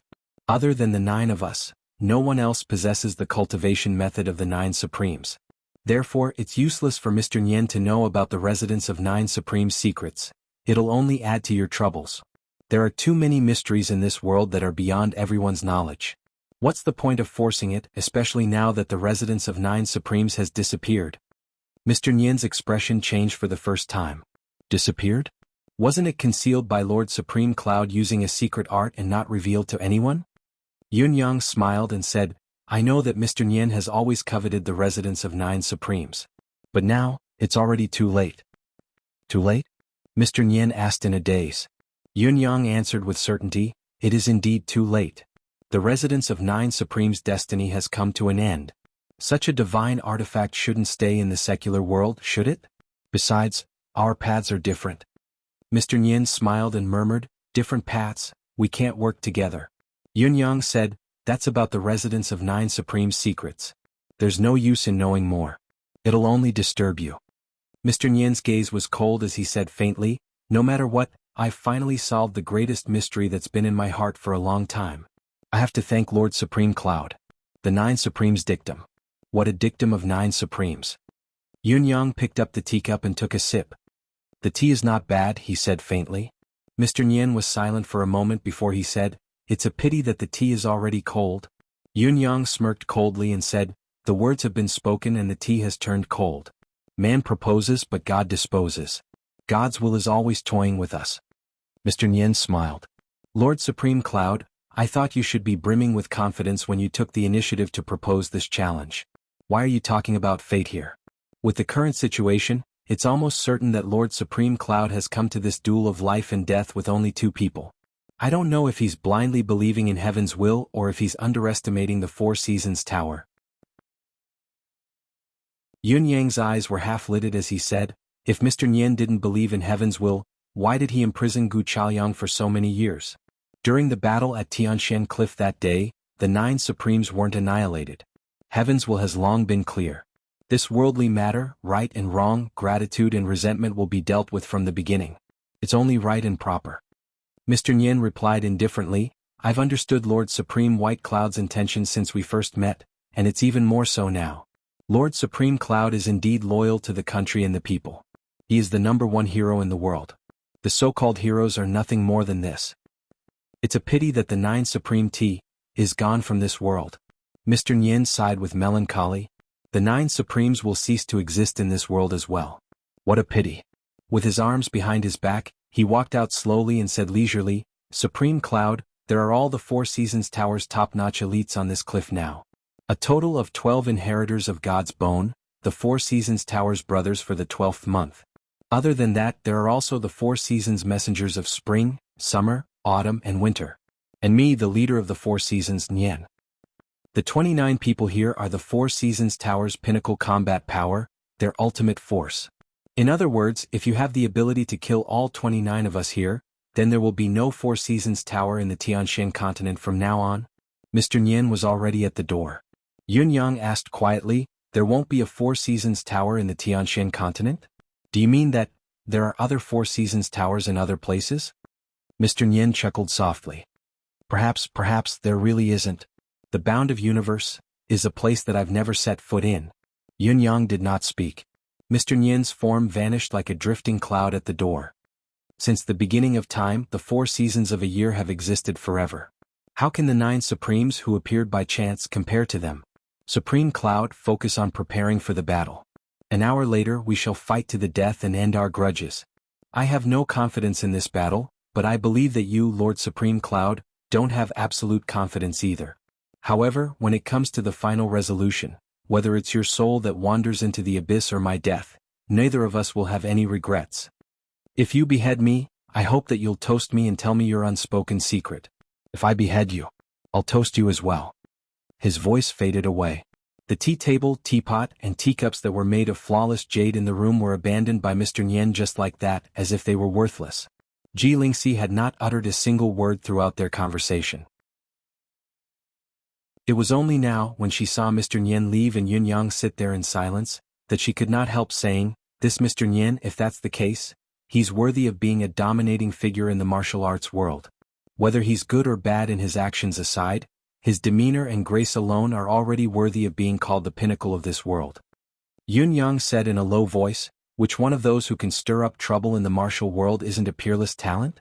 The 4 Seasons Tower has dominated Tianxuan's martial world for tens of thousands of years. Naturally, they've produced more talents. If Mr. Nyen isn't exceptionally talented, how can he be qualified to lead the 4 Seasons Tower? At the end of the day, it's just a grudge caused by different standpoints. However, fate dictates that it's still an unsolvable topic. It's obvious that Mr. Nyen and the 4 Seasons Tower must kill me in order to occupy God's grave completely and ascend to the position of God, an unparalleled achievement. I, on the other hand, must uproot the Four Seasons Tower to avenge my 8 brothers. None of what Mr. Nian said today was a lie. Ji Lingxi said, I've been monitoring this with the art of frozen heart and telepathy. There's no doubt about it. Yun Yang said quietly, it's expected. Today's battle is a battle of life and death. So-called lies are completely useless at a time like this. Instead of forcefully contending with words, it's better to be sincere and respect this opponent of yours. Respect his own life and death as well. At this moment he won't lie. Do you have a plan for how to fight after an hour? They have the advantage in numbers. It's not a lie. Ji Lingxi asked worriedly. Yun Yang chuckled. What's the use of more people, let alone 29? Fighting until the last person fell was good enough. The reason why I suggested it and Mr. Nian agreed to it is to settle our grudges in the purest manner of the martial world. The final battle this time has to be settled in the martial world's way. The purest manner of the martial world is nothing more than battle in life and death.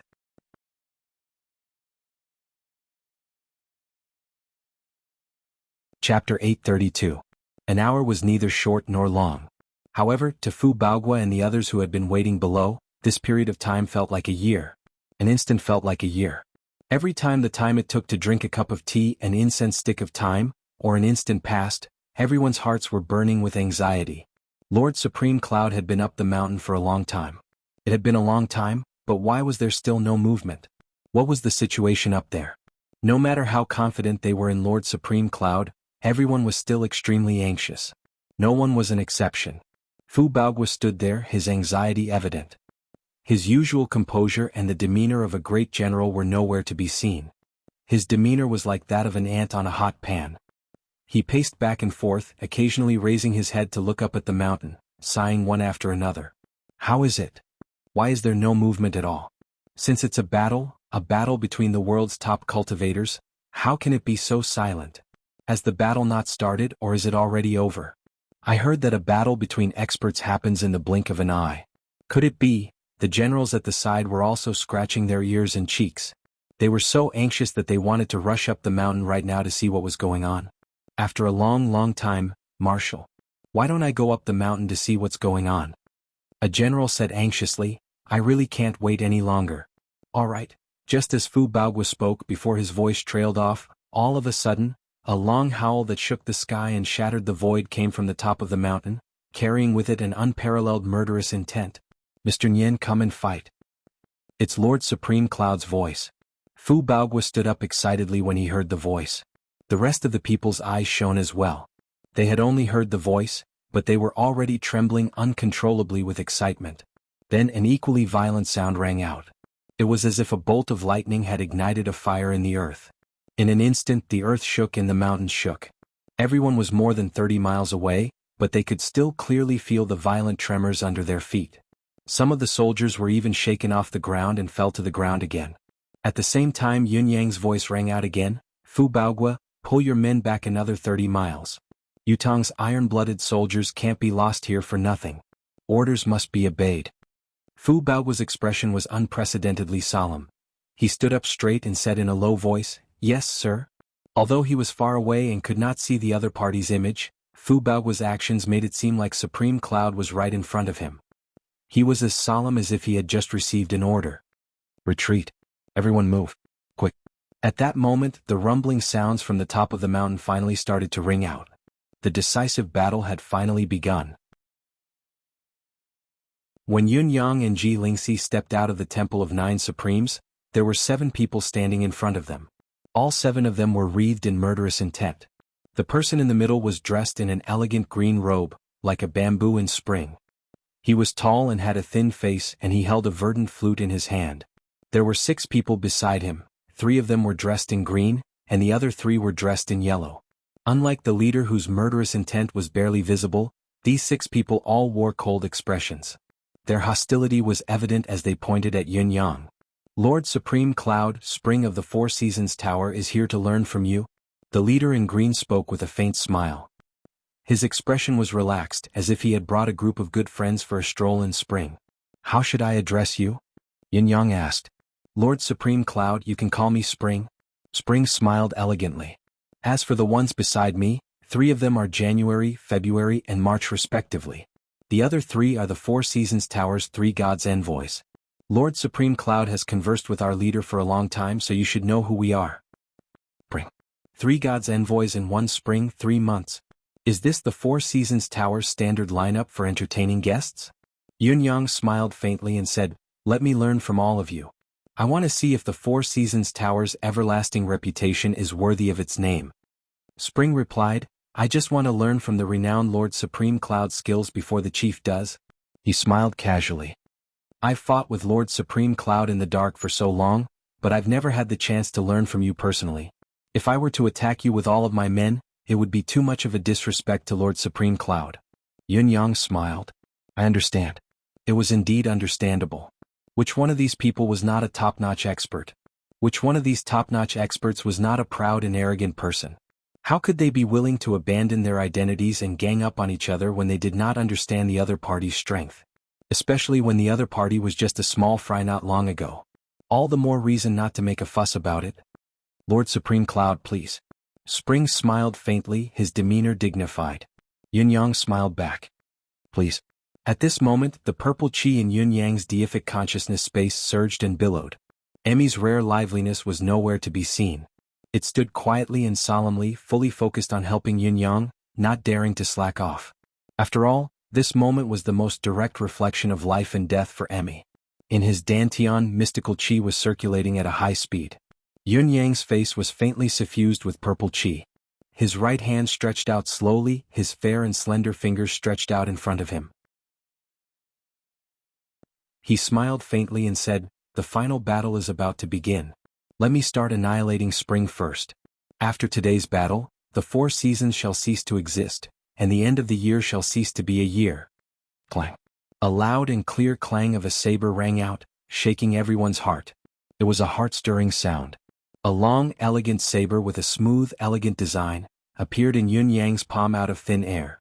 Under the illumination of the sun, the saber's blade actually glowed in 7 colors, making it look even more dazzling. The long saber hummed automatically in Yunyang's hand, like a warrior who had been looking forward to a battle for a long time finally appearing in front of the battlefield. It was an indescribable thrill, filled with a thirst for blood. "Good saber." Spring's eyes glowed. Yunyang let out a long howl. "There are clouds in the sky and there is a saber above the clouds. The human heart is like the clouds and heaven's will is like the saber. With the hands of the clouds, holding the saber of heaven's will, I shall send you on your way."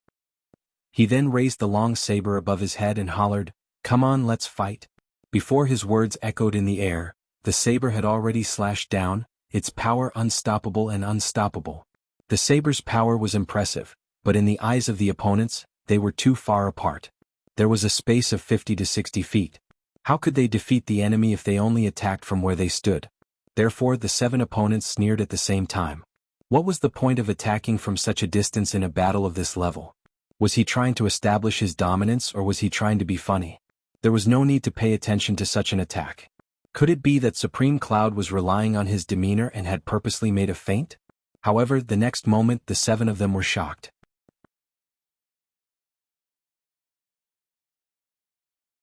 Chapter 833.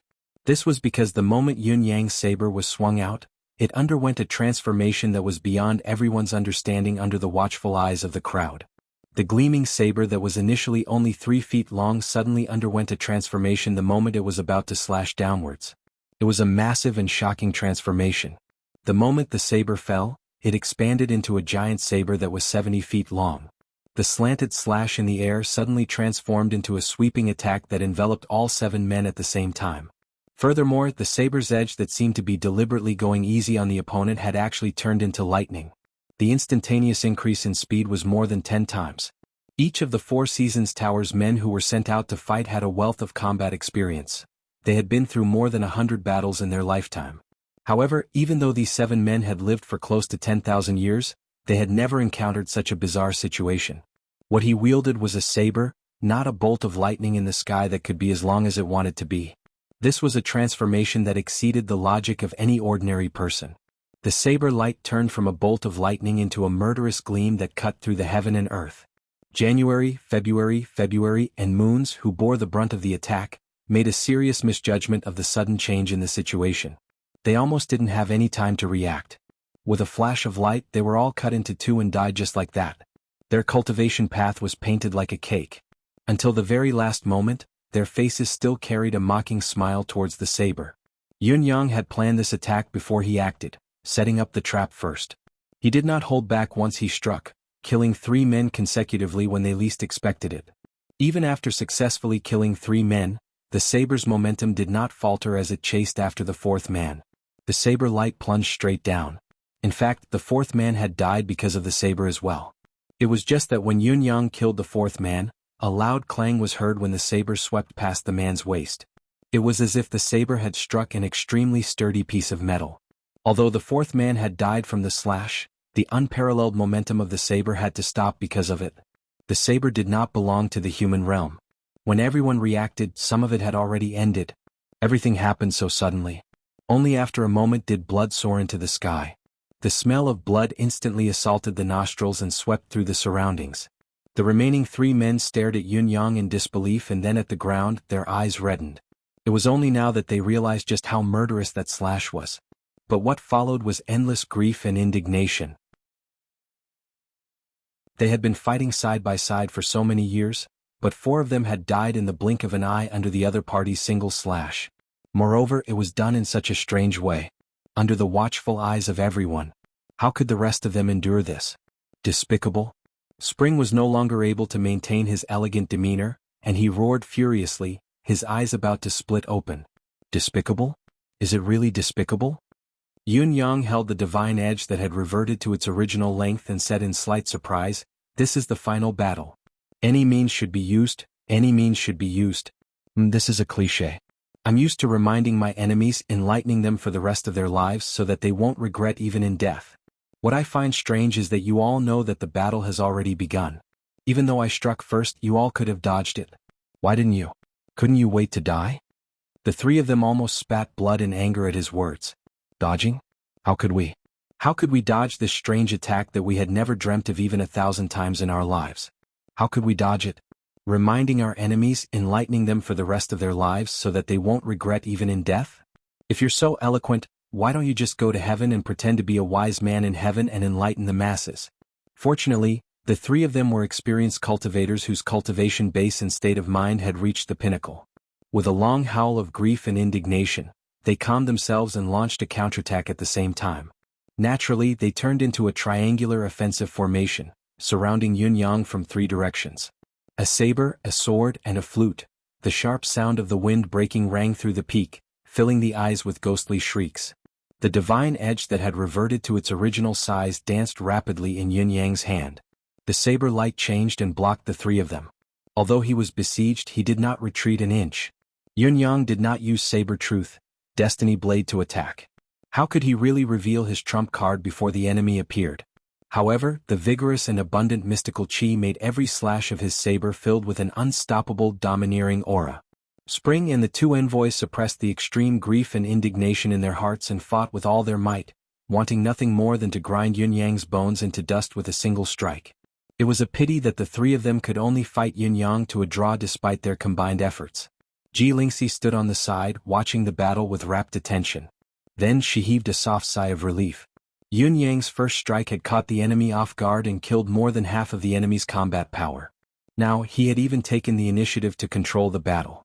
The current situation was not a problem at all. The so-called siege was more of Yun Yang's accumulation of power and preparation for the upcoming battle. After all, there were at least 22 superb experts hiding in the forest, waiting for a chance to strike. Since Yun Yang's side was safe, she would focus her attention on the ambushes that had yet to appear. It was better to be safe than sorry. At this time, Ji Lingxi was surprised to find that the corpse of the 4 Seasons Tower's divine envoy, who was dressed in yellow clothes, was glowing with a yellow light. The yellow light was mainly distributed in 2 places, one on the neck and the other on the waist. Ji Lingxi watched for a while longer and could not help but feel that something was amiss. Profound cultivators had different attributes in their cultivation methods. It was not surprising that the mystical chi that was condensed to protect or even attack was mixed with a unique glow. Water, fire, wind, and thunder each had their own hue. However, no matter how outstanding a cultivator was, once he died, his chi would dissipate and his cultivation method would vanish along with his life. Now that the divine envoy had been sliced into two by Yun Yang's saber and could not be more dead, why was his body still glowing? Ji Lingxi observed carefully and realized that it was definitely not the reflection of a weapon. It was really the glow of the dead body. Then the question was, what was going on? It was very unusual. Ji Lingxi's heart skipped a beat. She extended her hand and made a grabbing motion, causing the corpse on the ground to fly towards her. You're tuning in to the Han Li's Wuxia Chronicles YouTube channel. We're so grateful for your support, and don't forget to subscribe to join us on this incredible journey through captivating stories. Your generosity through donations truly makes a world of difference, as it's the primary source of revenue that allows me to expand and enhance this channel for you. Thank you from the bottom of my heart for being a part of this adventure.